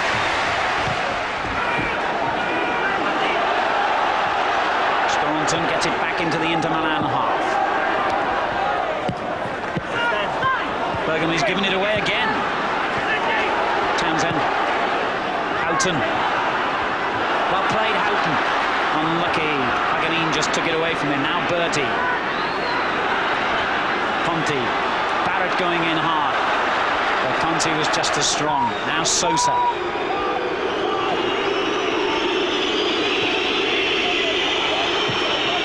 Beer with the clearance. It's gone out of play though. Or he will do anyway. As now. I think if ever you need a sign of how fast this game is, have a look at Bertie's socks. They're down his ankles. That's a great save from the keeper, by the way. Very acrobatic, but effective. Here's Sosa going forward. Fontalan. Bergkamp. Well played, King.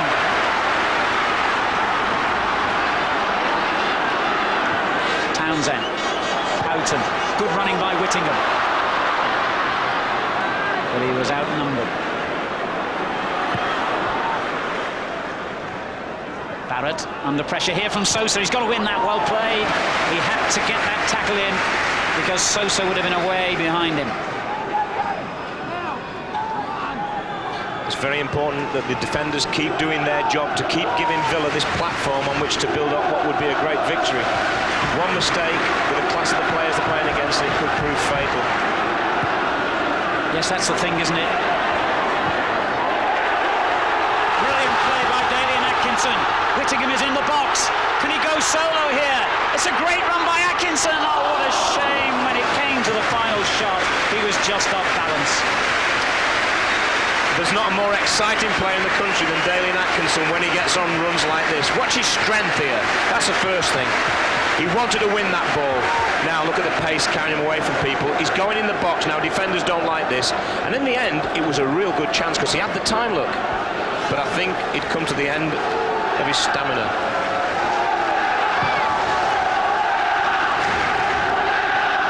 It's been a brilliant Villa performance already, irrespective of the final outcome.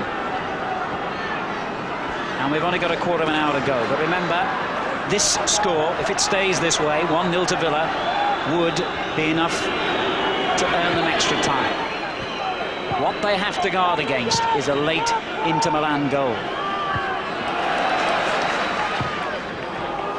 Sosa for Inter. Good defending again by Barrett. It would be a travesty, absolute robbery if Inter were to win this match. But, you know, we've all watched football often enough to know those things can sometimes happen. And here's Sosa trying to punish a rare mistake. However, I'm glad to say the linesman has signalled offside, presumably, against Sosa. Free kick to Villa.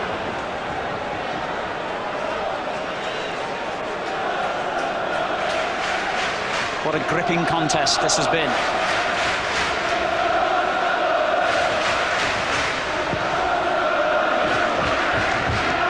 Dalian Atkinson up well.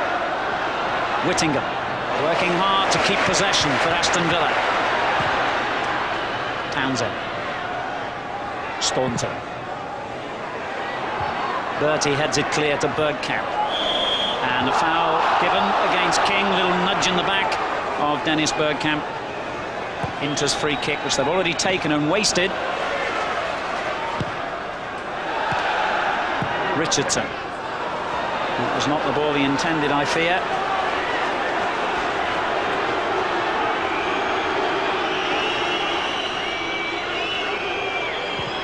Beer has given it away to King. Seno under pressure from Townsend, and rather harshly, a free kick goes Inter's way. Mind you, in fairness, the French referee, Kinu, has controlled this game well tonight.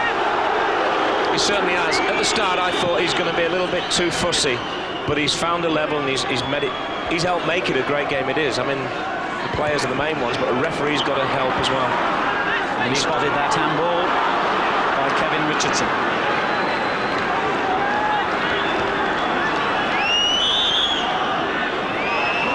Sosa's tried to nick a yard there, and he's let him get away with it, but McGrath with a good clearance, Houghton hooking it on. Festa.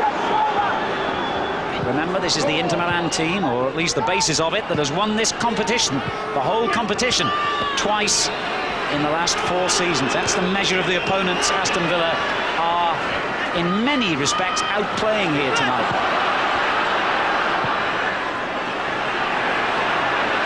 Well played, Ray Houghton. That was a dodgy ball. McGrath cleans it up. Phil King goes on another run down the left. Staunton. Aston Villa's throw. Townsend finds some room and finds Houghton. Trying to play Richardson in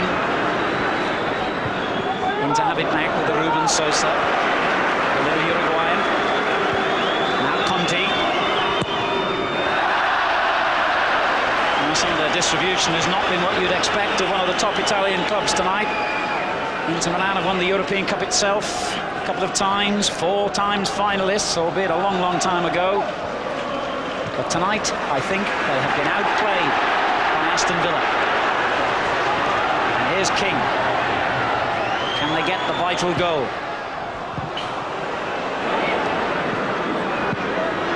Gehiog under pressure, but he's so calm, this lad. He's 21. Ron Atkinson thinks he'll captain England one day, never mind play for his country. He's already captain England under 21s. Now King has given it away. They must be getting tired, these Villa players. Bergkamp. Not half as tired as the Inter Milan players, because when you haven't got the ball and you're chasing it, it's difficult this game. Here's Conte running into trouble. Townsend obliges. Whittingham. Houghton. Staunton. That was good work by Seno to dispossess him and then find Sosa. Townsend just got a little flick header on to win the ball back. Now King.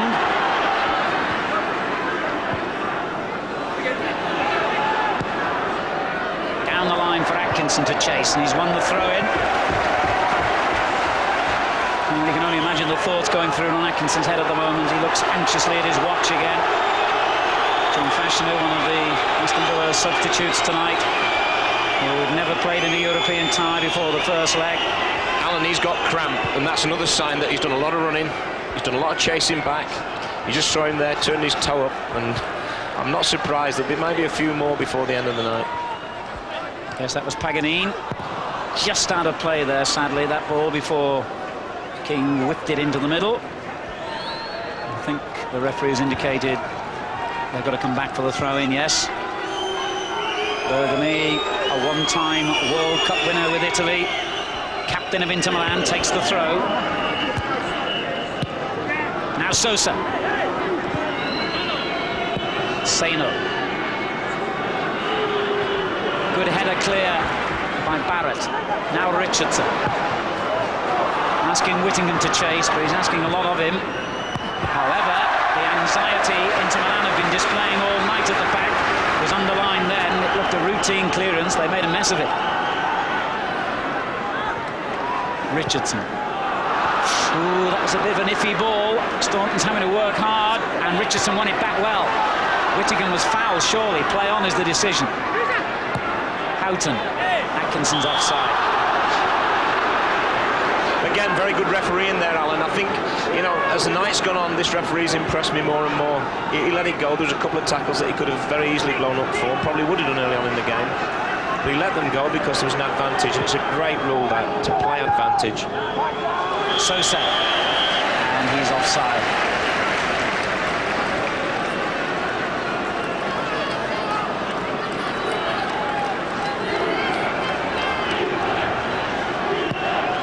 On my watch, we have 8 minutes remaining. Aston Villa lead Inter Milan by 1-0 tonight.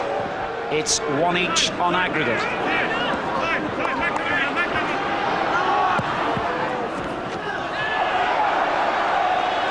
Beer.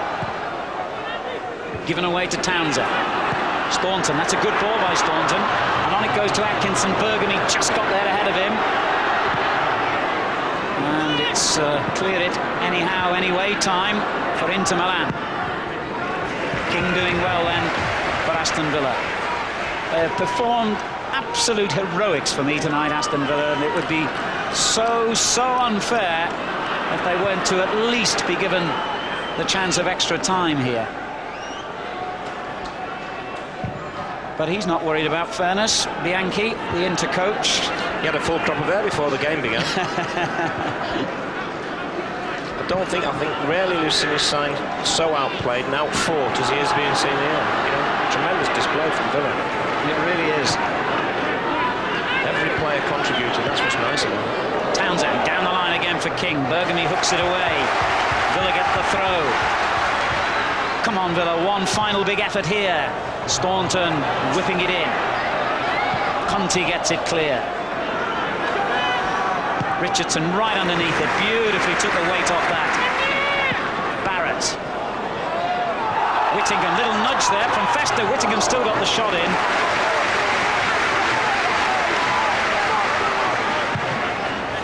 Fashalou just keeping warm in case they need him. Bergkamp now for Inter Milan, finding Sosa. No, Townsend with a superb interception. Staunton. Either that or Fashallou's getting ready for one of the Gladiator programmes and going early. Houghton.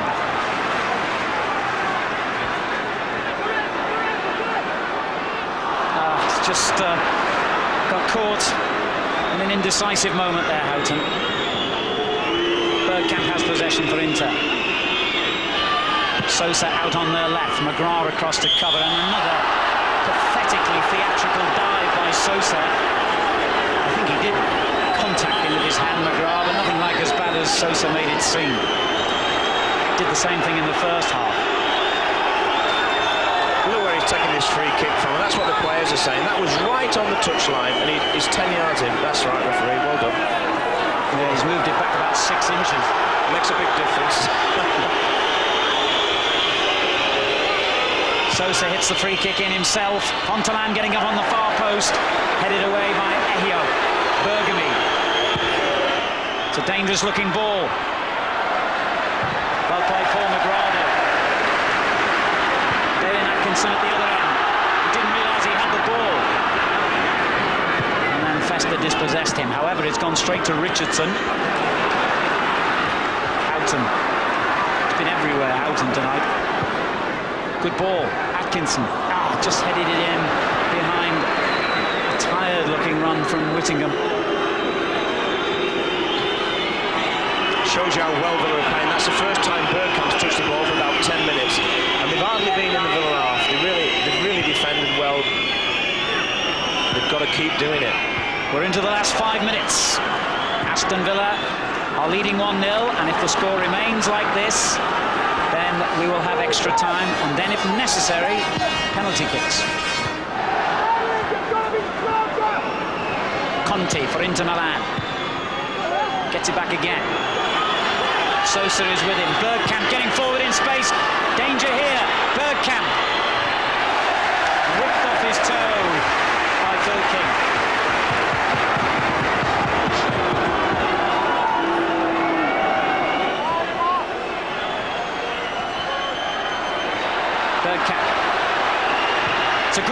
Oh, well saved, Spink. Didn't he do well to hold that? I mean, a lot of keepers would have patted that out and you couldn't have blamed them, but he's very good hands from Nigel Spink. Whittingham. He's done well.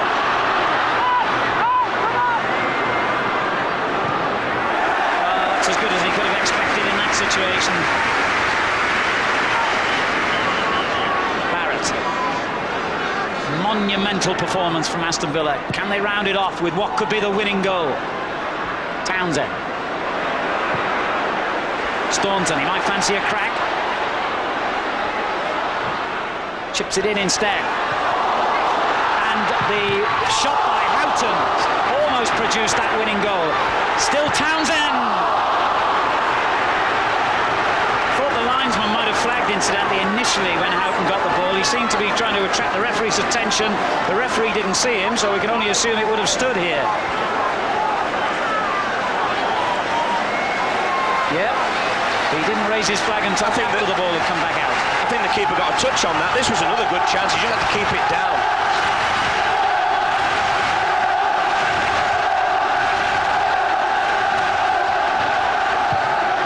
The Villa crowd try to lift their players for one last final push perhaps, but there's danger at the other end. Ehiogu snaps it clear. King. Whittingham's earned the throw.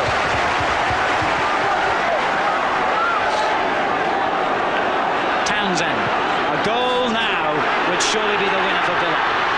Richardson finding Houghton. And he's gained the corner. The clock ticks on. A minute and a half on my watch. 90 seconds from glory. 90 seconds from extra time. 90 seconds from going out even. I think that's the least likely option though, because if there's any justice, they'll get something here. Barrett getting up well, but Pagliuca whipped it off his head. And the quick throw out to Sosa. They've got to keep defending as well. They've got to keep their discipline and concentration here, Villa. Sosa's absolutely outnumbered by Villa players, and he's tried another pathetic dive, and he doesn't deserve anything for that. And he deserves what he's just got. He's got a yellow card for trying to get fellow professionals into trouble and trying to get a free kick, and he deserves that. Their trainer's smoking now, I think, as well, Alan. But I hate to see this. I mean, look at that. Absolutely. I remember Brian Phelps. I'm old enough to remember when he was a diver, and even at his best, he couldn't have done any more than that. And that's 3 times in the game he's done that. Now he's finally got what he deserved, a yellow card. Well done, the referee. He's such a good player as well. That's what's a little bit sad about it.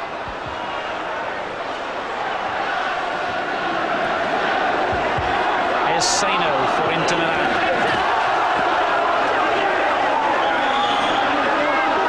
Aston Villa think they got the throw. I'm sad to say it's gone the other way.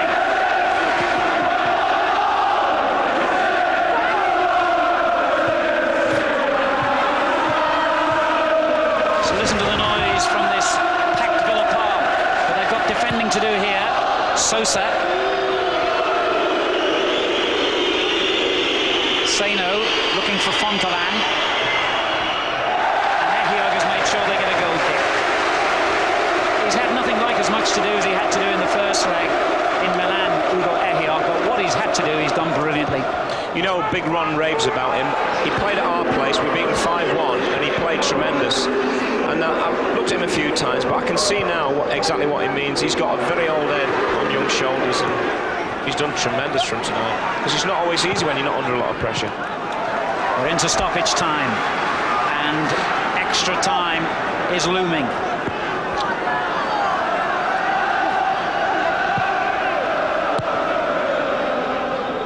Whittingham. Cleared by Paganini. Houghton. Townsend. Richardson. And that's it. The referee signals the end of 90 minutes of absolutely 5-star entertainment here at Villa Park, and we will be having extra time.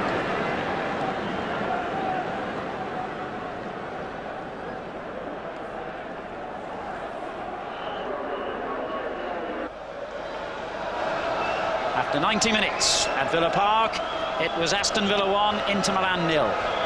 1-1 on aggregate over the two legs as Inter Milan get the first period of extra time underway. Straight away their substitute Fontalan in possession, got a bit of a lucky bounce and finds Sosa. The shot hit straight against Ehiogu. Barrett turning away from danger. Good clearance, but it's gone straight to Nicola Berti. The Italian international finds Sosa. Caution, remember, for that dive towards the end of the 90 minutes. Here's Fontalan. Villa have the ball back. Houghton. Dalian Atkinson's made a great run down the middle. Whittingham turning it on but couldn't find it. Cleared by Festa. Now Bergkamp. Sosa. Dangerous moment, but Ehiogu has snuffed out the danger. Berti wins it back for Inter with a good header down to Conti. Seno. Bergami, the Inter Milan captain. Bergkamp. Looking for Fontalan, getting in behind Barrett, who didn't even concede the corner or the throw. That's superb defending by Barrett. Houghton. Atkinson thought Whittingham was coming in behind him then and let the ball run on. He wasn't, and Inter have it back, but not for long. And a foul by Seno on Andy Townsend. Villa's free kick. The other interesting comparison tonight is there's a growing feeling, certainly in this country, amongst managers and players, that the English League, British football, is catching back up again, and it's catching the Italian game up. And I think we're seeing tonight a little sign of that, because these are one of the top teams in Italy. Townsend going in a bit too enthusiastically with Seno, and the two players clash, and unnecessarily Beer gets himself involved, so does Pagliuca, and the first real moment of unpleasantness in the game.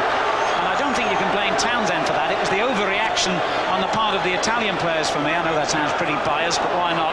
But I honestly think that Townsend was virtually blameless. I think Pagliuca, to be fair, was trying to pull Townsend away, because it would be a shame in such a great match if we end up having players sent off.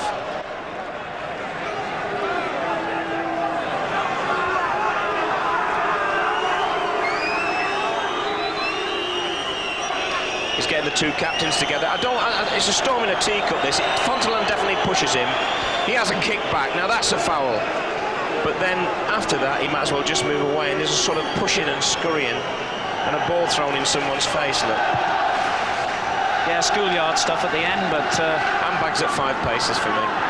Here's Dalian Atkinson. Oh, nice bit of skill on the ball by Townsend, who's been riled up enough to go and win it back in the best way. Now Atkinson. Richardson. Barrett. One back by Inter. Sosa. Tries to go between Ehiogu and McGrath. They're not having any of it, and Ehiogu just makes sure that Fontalan didn't provide a problem. Notice how Ehiogu shielded that ball back this time, having learnt from his mistake in the first half when he nearly could have cost them a goal. Houghton turning it on. Atkinson's done well here. And a good cross, which was headed clean across his own goal by Festa. No Villa man near enough to provide danger. That's one of the problems when you break as quick as Villa have sometimes tonight. You just can't get people with you at that pace, and that was another example there. There was just nobody. There was one target in the box, and I think that was Whittingham. Well, Villa have just carried on where they finished after 90 minutes, in control. Yeah, I'd love to see how much percentage of possession they've had. Well, it must be something like 70-30. Bergkamp is back defending on the edge of his own penalty area, and if that doesn't tell you the way this game has gone, then nothing will. Defended pretty well, mind you. And Ehiogu has conceded the free kick. Like all great players, and Bergkamp, there's no doubt about it in my mind, he is a great player. They are prepared to work. Cruyff was prepared to work. Pelé was always prepared to work. That's all part of the ingredients you need to be a great player. It doesn't come easy. Say no. Another poor ball.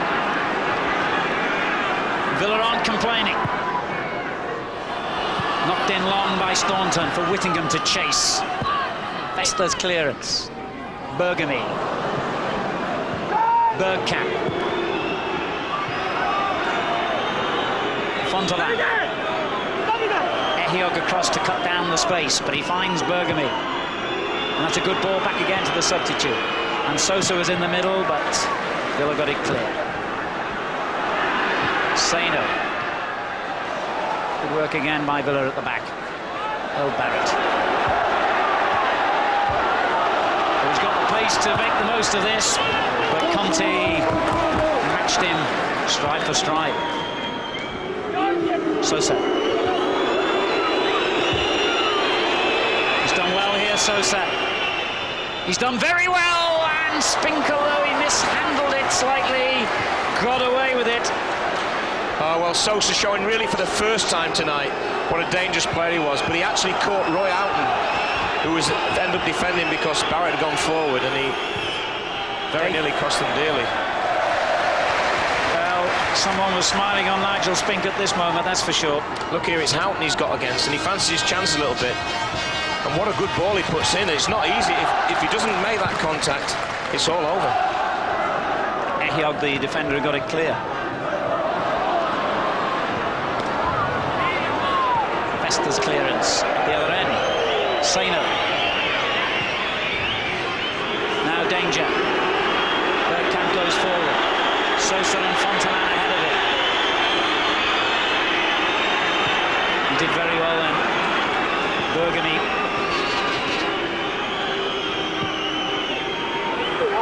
Bergkamp. Saino. He might try the shot here. Exasperation for him. We were all saying no as he lined up to hit this, but what a great ball again from Bergkamp, and this is a good position, very central. Ehiog does very well actually, just gets in and probably took his eye off the ball.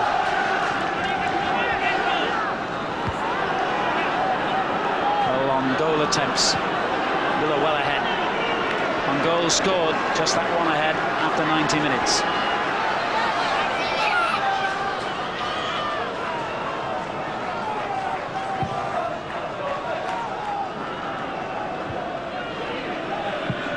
Bertie gets it clear. King winning it back and finding Staunton. King.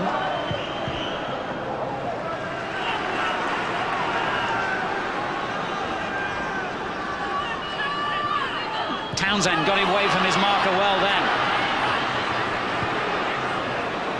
Richardson. Now Houghton. Richardson again, back to Houghton. This is Barrett. So Richardson might have pulled up with a hamstring injury as he played that ball out to the right here. He's definitely feeling that part of his leg as Villa have got on with it. Townsend turning it in. Headed clear, but as it was, there was a foul by Dalian Atkinson. And he's struggling a bit here, I think, the Villa captain, is he? And they've got Gary Parker, the former Nottingham Forest player, ready to come on. So they lose their second player of the night, Aston Villa, to injury. Dean Saunders having gone off very early on in the first half. What a shame.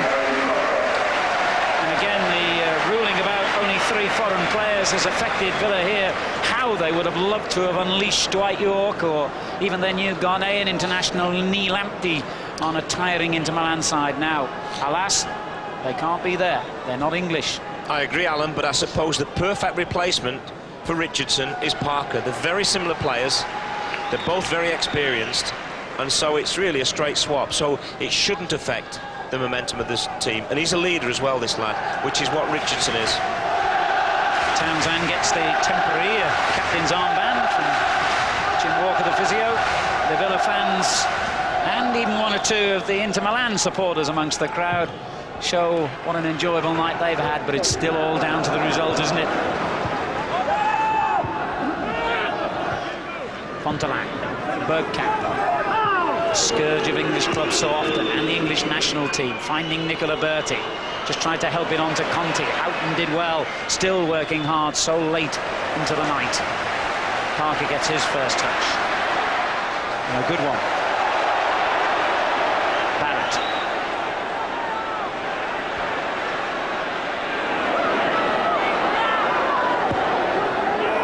It was a tired run this time by Staunton, but it's no wonder one or two of these runs are a little leggy now because they work so hard, these Villa lads. And Staunton in particular, Alan, has covered every blade of grass on this pitch. There was a bad ball by Conti, won back well by Dalian Atkinson, and he gets into the box. The referee has seen the linesman flag, however, for offside, or it could have been a foul, whatever, it's a free kick. It's offside, Alan, he's got his flag up. It looked very, very tight to me. That's why I was doubtful. So look.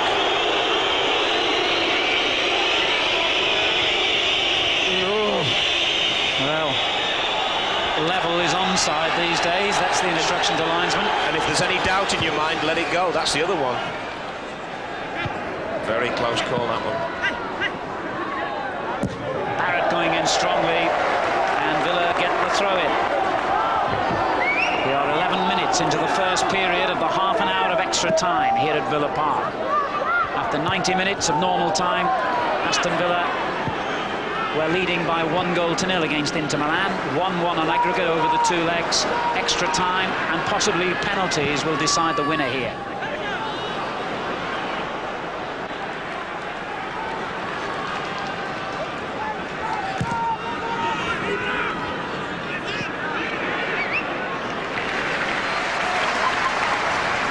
It's a massive European night, this. Villa Park virtually full.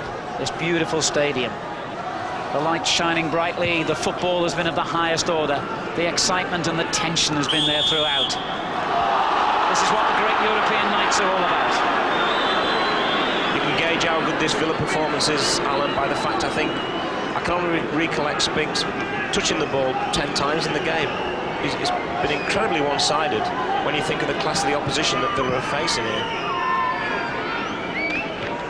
And because of the class of the opposition, even though Aston Villa have played brilliantly all night, just one error or one moment of brilliance by Inter could take the game back in their way.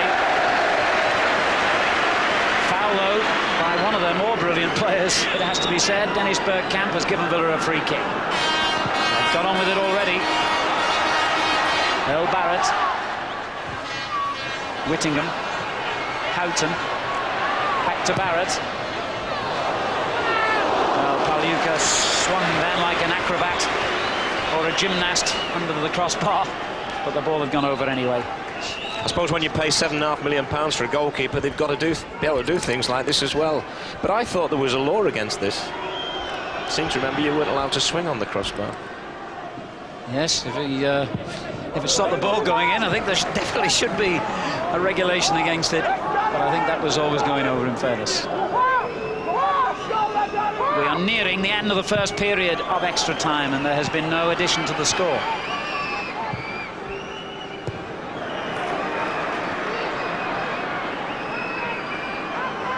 Dalian Atkinson finding Houghton. Overplayed, really. It's one of the few bad balls that Ray Houghton's hit tonight. I think he's putting an unbelievably consistent display. He really is my man of the match, really, because a lot of people want to write players off in this country because of age, but he's proved again that that is no barrier. If you're fit, you put yourself around. Here's Berti for Inter Milan. As we move into the final minute of the first period of extra time, then we'll have another 15 minutes. And Fontelan suddenly gets clear of his mark. A chance here! What a wild effort that was by Fontelan, to the delight of the Villa fans behind that goal. Yes, he knows he should have done better. Yeah, but I'll tell you what was really the key to this. He ended up having to go in on his weak foot. Watch this, he's on his left. He wants to hit it with his left. McGrath, he pulls it inside, and now he's on his right. He doesn't really want to hit it with his right, and that's why. Oh, thank goodness it did fall to the wrong foot.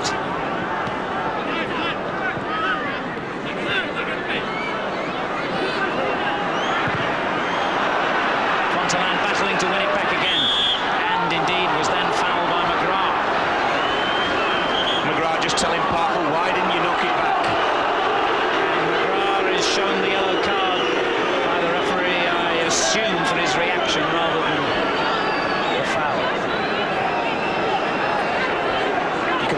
Finsbury Park a little bit. He's got to try and pick up the pace of this game, which has been nothing short of very, very fast. Free kick to Inter Milan, and we've gone over the first 15 minutes of extra time. And in fact, Sosa's taken so long to take the free kick, he's never going to be able to take it because the referee has blown the whistle. And Sosa's not to kick. And they're trying to say, Inter, why didn't you let us take the free kick? And the referee has then shown the yellow card to Seno. Well, it was their own fault. They took so long to get on with it. Seno has been cautioned as a result of what he said. Well, Gary Newman is talking to one of the Villa substitutes, John Fashanu, to get his opinion of this drama. John, Ron Atkinson has gone absolutely hoarse. What has he been yelling? How has he been coordinating everything down here? Well, he wants to still keep the game very tight. I mean, obviously there's a lot at stake. There's not that long to go. He's asked, can I come on? 7 minutes to go. It's pretty difficult because I've now had the 2 substitutes, so I don't actually think I can come on now. But he's just basically trying to keep Andy, to try and keep the defence, Andy Townsend, to keep the defence up. We don't want to let it slip now. It's a marvellous performance at tremendous speed. Well, the pace is very, very quick, bearing in mind we've played a lot of games, and we've got Newcastle on Saturday as well. So at the same time, we've got Skippers has come off with a hamstring and a thigh injury, so it's not good news at the moment. Do you think it's going to go to penalties, or from what you've seen, do you think your lads are going to do it? I think we could just nick it. If we get a free kick, the boys have got enough height, I hope we're going to nick it. If it goes to penalties, we've got some good penalty takers, but you know the Italians, they practice that a lot. So the second period of extra time underway. Townsend for Aston Villa tries to force an early corner. We're into the last 15 minutes of football. Then, if necessary, we would have the drama of penalties to decide the outcome of this tie.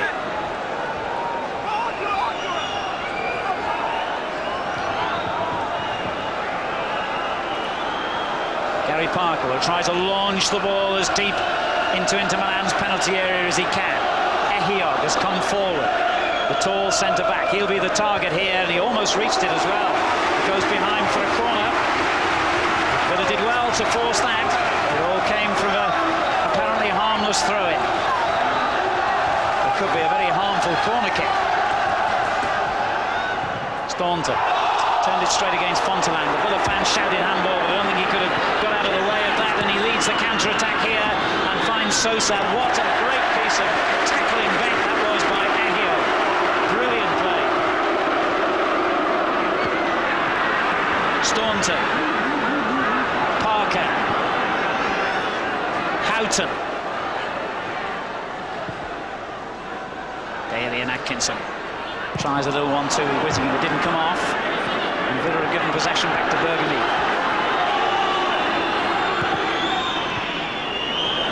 It's on a knife edge now, all right.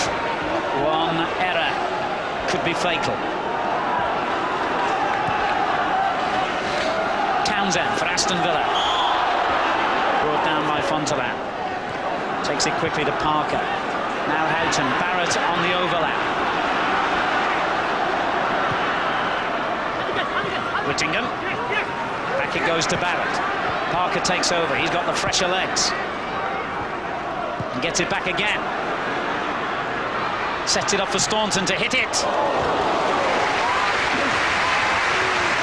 Strikes the ball beautifully with his left foot, Steve Staunton, but just wide. Yeah, he did very well to keep the ball down. That's the first priority when you're in that position. Unfortunately, the direction wasn't as good as he would have liked. Just to confirm the cautions we had before, Seno for Inter Milan booked for arguing about that free kick incident, and McGrath also booked, I think, for dissent just before him.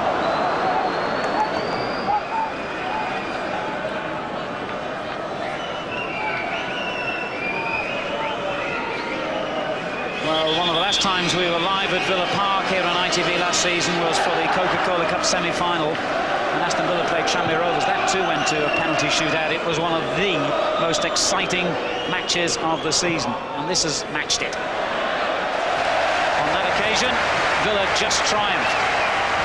Yeah, for remember, I did that game with you, and I think it was a late goal that won it. It'd been just reward if they got one tonight, but you get the feeling it's going to go to penalties. Staunton dispossessed by Fonteland. Bertie to Conti.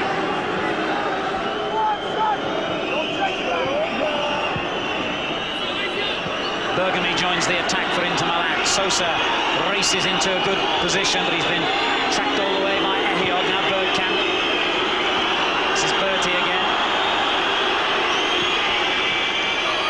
That was a tired ball, and that was a foul as well by Bertie on Earl Barrett. Kevin Richardson with that hamstring injury which forced him to leave the field, still down there on the bench, not even got a tracksuit on. Doesn't want to miss a second of this, and I'm sure you don't.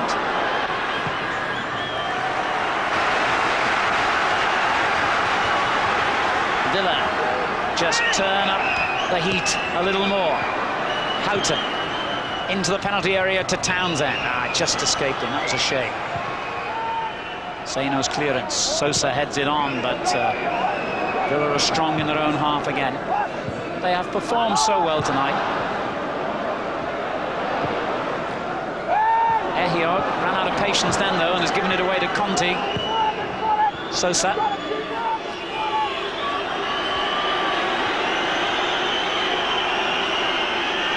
Saino. Now Bergkamp.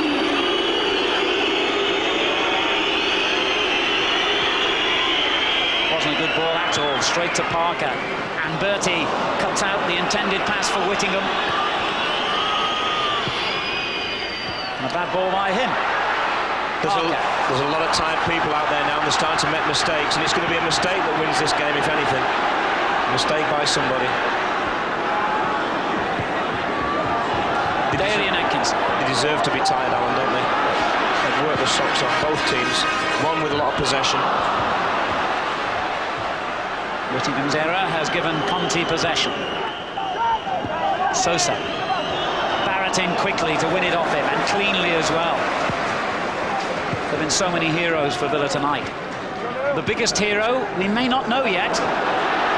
Can somebody get the winning goal and the biggest headline of all? Whittingham. He's done well here. Dalian Atkinson's in the middle. Still Whittingham, he was just too tired to get the cross in.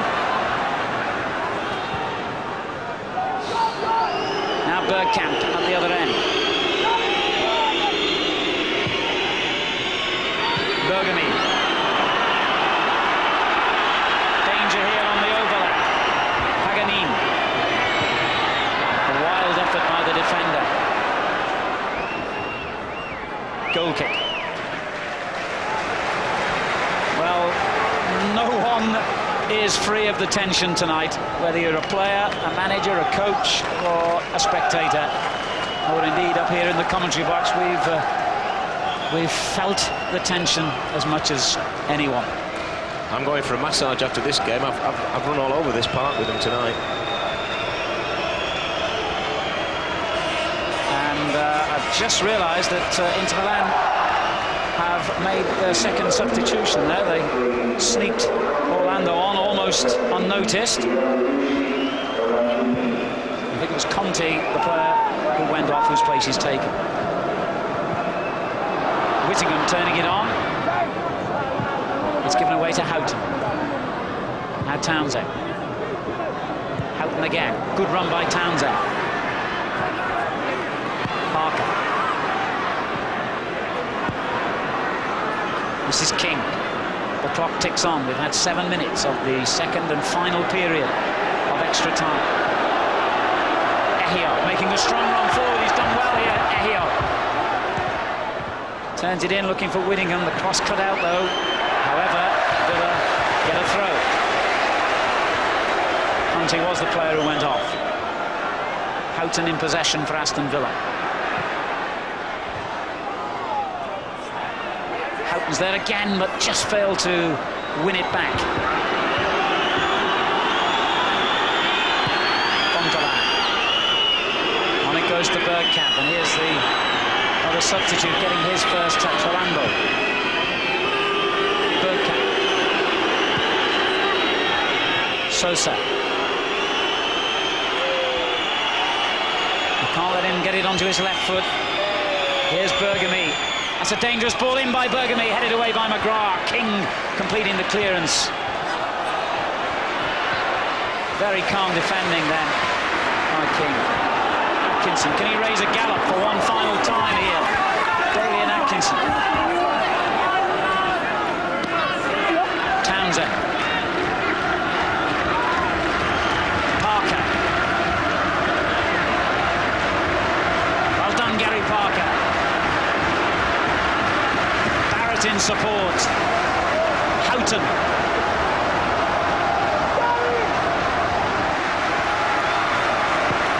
Houghton finds space and looks for Atkinson in the middle. It's headed behind for a corner by Paganini. Very patient build-up there from Villa and almost getting a reward. And I think that's what they've got to do. There's a lot of tired legs out there. Let the ball do the work now. That never gets tired, the ball, does it? Even the ball might get tired tonight.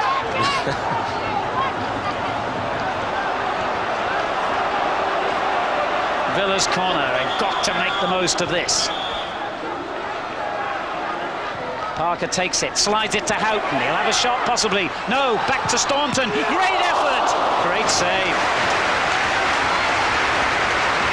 Again, a reward for a patient build-up there, and they nearly got its reward. Houghton, a great ball here. On his left foot, this keeper's made 3 or 4 great saves at his near post tonight. The world's most expensive goalkeeper continues to thwart Aston Villa. £7.5 million worth. Can he be beaten one final time? Aston Villa have another corner. 3 in quick succession.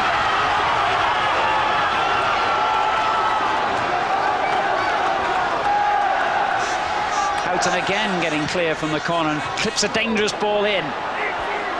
Staunton earns another corner, this time off the substitute Orlando.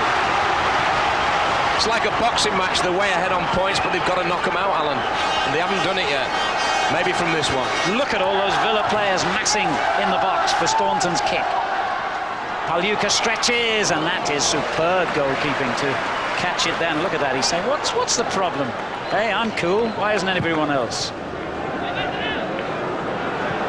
Well, I'm not, and I don't think too many people watching will be.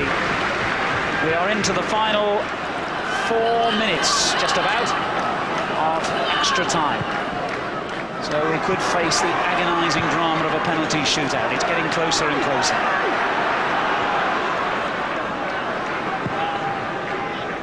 Ahio. Still time for a real goal. King. Houghton has run himself into the ground tonight. Whittingham does well. Whipped in by King. The clearance drops to Staunton. Wasn't the worst cross, but they've dealt with it well, but not for long. And Barrett has done well here. And Whittingham with the chip. Oh, Houghton! Oh, dear, oh dear, oh dear. It was so close.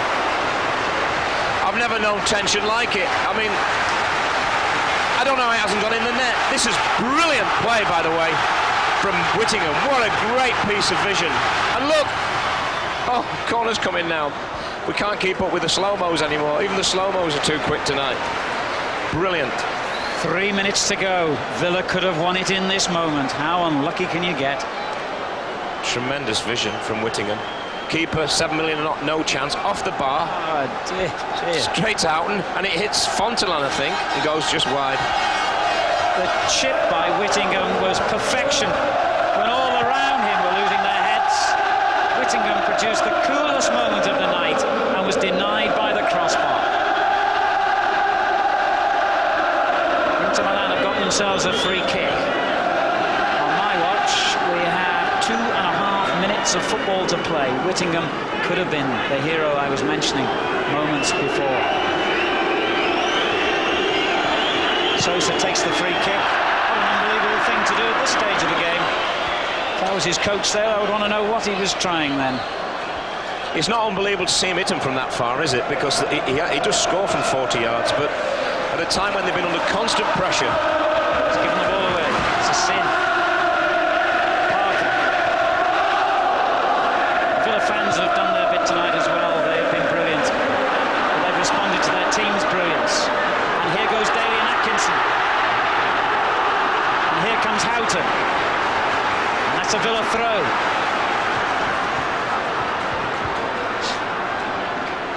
They've left it to Earl Barrett. Short to Houghton. It's another throw.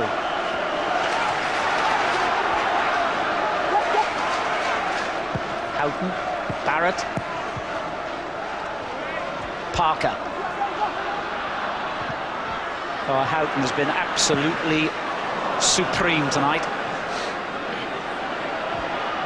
And Villa win it back again. Staunton.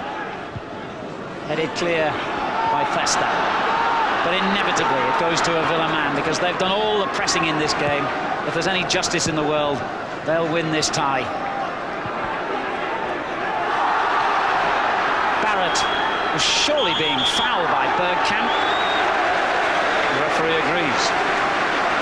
Well, Ron Atkinson has been involved in some great nights in his long career. I doubt any will match this for memories already. Oh, McGrath slipped at a vital moment and then regained his footing and the ball. There's so many tired bodies out there now, you feel it's just got to go to penalties. I don't think anyone's got any strength left to shoot from more than 5 or 6 yards. Well, they've got to summon up the strength to shoot from 12 yards. Somebody, if it does go to penalties. Here's Parker. Staunton whips one final great cross in. I think what's really amazed me is Villa have done to Inter Milan what you thought Inter Milan would do to Villa. They've passed it around well, they've been very patient.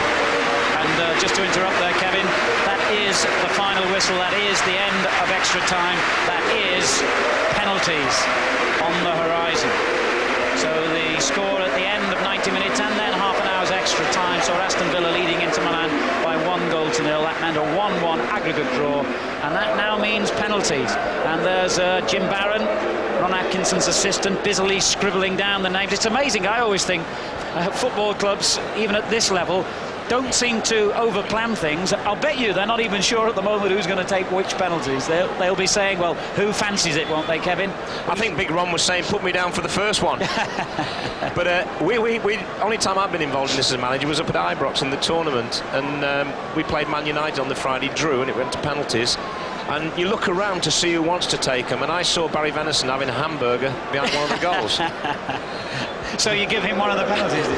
No, I went and had a hamburger with him, because, to be honest with you, probably Richardson would have taken one, he's gone off. Saunders certainly would have taken one, he's gone off. So it's not a sort of thing you can plan for. I would say, go round it. I went and asked players, and if they said yes, I thought, you'll do me. And if they stuttered or walked away, I thought, hey, he doesn't want to take one. You know, I mean, let's be honest, whatever happens, even if Villa don't win on penalties, they've won this game in terms of appreciate. I mean, certainly from my point of view, that's the best I've seen Aston Villa play for something like 2 years. I mean, Ron Atkinson will be so proud of them. He'll want to win it. There'll be all sorts of talk whether this is a fair way to end it or not, but I cannot see any point in asking them players to play until there was a goal scored there, because you could see players getting physically almost shattered, and then that's when you get the injuries. And you know, we've already had one hamstring, but you would have got more, and I think this is the only way. It's not ideal, but then I don't think there is an ideal solution. I've just got one horrible thought at the back of my mind, and I pray I'm wrong. Pagliuca has been in brilliant form for Inter Milan tonight. He's the kind of hero, isn't he? The big, good-looking Italian boy who will fancy the spotlight all right.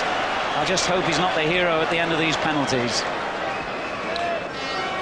But it's all about courage, I think, now, isn't it? I mean, it seems the simplest thing in the world, isn't it? You place the ball on a tiny white spot 12 yards from goal. You've only got one man standing between you and a goal, the goalkeeper, and he's not even allowed to move his feet. He's not allowed to blink his eye if the referee applies the laws correctly. Got to be easy to score, hasn't it? Is it heck? Is it heck? Do you think they won't move, Alan? Do you think they'll plant their feet and not blink their eyes? I mean, I think it's accepted that they can move a little bit, even though the rules say they mustn't. But you sometimes hear non-football people saying, well, they're paid all those thousands of pounds, players, if they can't score from the penalty spot, what are they doing in the game? Well, you've got to say it's all about this, isn't it? It's the pressure and the tension that the crowd generates onto the penalty takers. Yeah, and the Villa fans tonight have been nothing short of magnificent. I mean, the atmosphere in here, I mean, when you talk about moving England games away from Wembley, it's atmospheres like tonight that make you think that it would help the England team. better, you know, 40,000 in a stadium like this than, you know, 40,000 in Wembley. It's been tremendous, and they've pulled the team. They've done everything they can for the team. The team's done everything they can to win this game, but it's going to be penalties that decide it.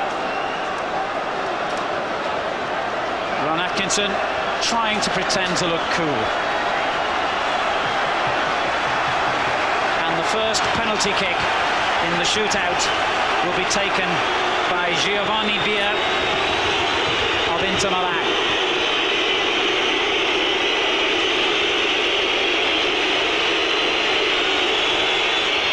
1-0 to Inter Milan. Remember, each team will take 5 penalty kicks, and if they are still level, then at the end of that it will be what they call sudden death, just one each until somebody scores and the other team misses. He just waited for Nigel Spink to move there. It wouldn't call it a classic penalty, but it's the best one he'll ever take in his life if it ends up winning the tie for Inter Milan. Gary Parker to try and bring Aston Villa level. Haluka got a hand to it. The smile was more relief on Parker's face. It's 1-1 on penalty kicks. And it's the hugely unpopular Dennis Bergkamp who'll come forward to take the next kick for Inter Milan. He scored from the penalty spot in normal play in the first leg. The crowd would love it if he missed this. But he hasn't. Swept high into the net. Cool as a cucumber. It's usually the big-name players, if you think back to when you've seen penalty shootouts in World Cups and whatever, who miss them, but this is a great penalty.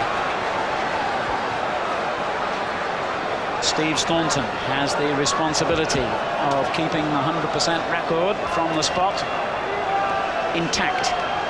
3 penalties so far, 2 to Milan, 1 to Villa. They've all gone in. So is this one.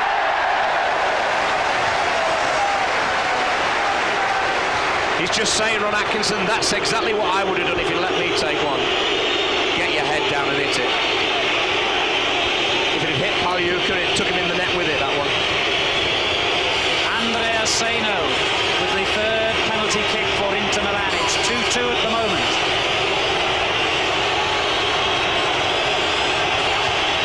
Oh, he sent the goalkeeper the wrong way. Cool as you like. 3-2. Inter Milan edge clear. Another packet of cigarettes comes out of the box for Bianchi. You can't take a better penalty than that one. Say no can definitely say yes to that penalty. Right in the corner, right into the stanchion. Andy Townsend has to score this to keep Aston Villa level on penalty kicks. No problem. You can feel the relief just pour out of players when they've done their job and the penalty's gone in. I'll tell you what's going through the manager's mind. This is a great penalty. What's going through the manager's minds now and the players is who's going to take the 6th penalty, because it looks like they may score 5 each. One of the substitutes, Fontelan, has the responsibility for his coach to score the next penalty kick for Inter Milan. Both sides have been successful from all 3 of their kicks so far. Oh, he's missed it! Fontelan hits it high into the crowd, and a vital chink of daylight appears for Ron Atkinson and Aston Villa. No more than that at the moment, though. Like I said before, Andy, it'll probably be someone missing. He leant back and he hit it too hard, and the weight of the ball took it over. Come on, Guy Whittingham. Come on, the whole of Villa Park is behind you. Just hit it. Just hit it. Oh, no! At one moment, joy. In the next instant, dismay. But they're still level on penalties. 3 scored by each side, 1 missed by each side. Oh yes, you can understand his feelings. I just wanted him to hit it. I felt he was going to place it, but I wanted him to hit it because the pace of the ball's always got a chance of taking it in. But credit to the keeper, made a great save. Ruben Sosa with the next penalty kick, the last of the official 5 for Inter Milan. Oh, it's hit the other side of the bar and come out! If Aston Villa are successful with their 5th penalty kick, they will go through and Inter Milan will go out. And it's Phil King, one of the newest Aston Villa players, signed from Sheffield Wednesday, who has the responsibility of making Villa Park Gloryland. He'll be the king of Villa Park in more ways than one if he hits it. I hope he just hits it. Don't try and place it. Get your head down and give it a right good smack. And of course, keep it under the bar. Everyone, quietly, secretly, is praying. Yes! You beauty!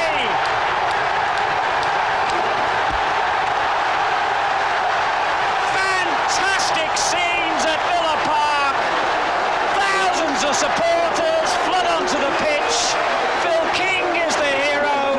Justice has been done. This penalty kick puts Aston Villa into the next round. It puts Ron Atkinson into champagne time. It puts Inter Milan out, and it puts a real sense of justice and perspective on the night. Villa deserved their triumph. Gary Newbon somewhere down there in the melee. If you hadn't got that.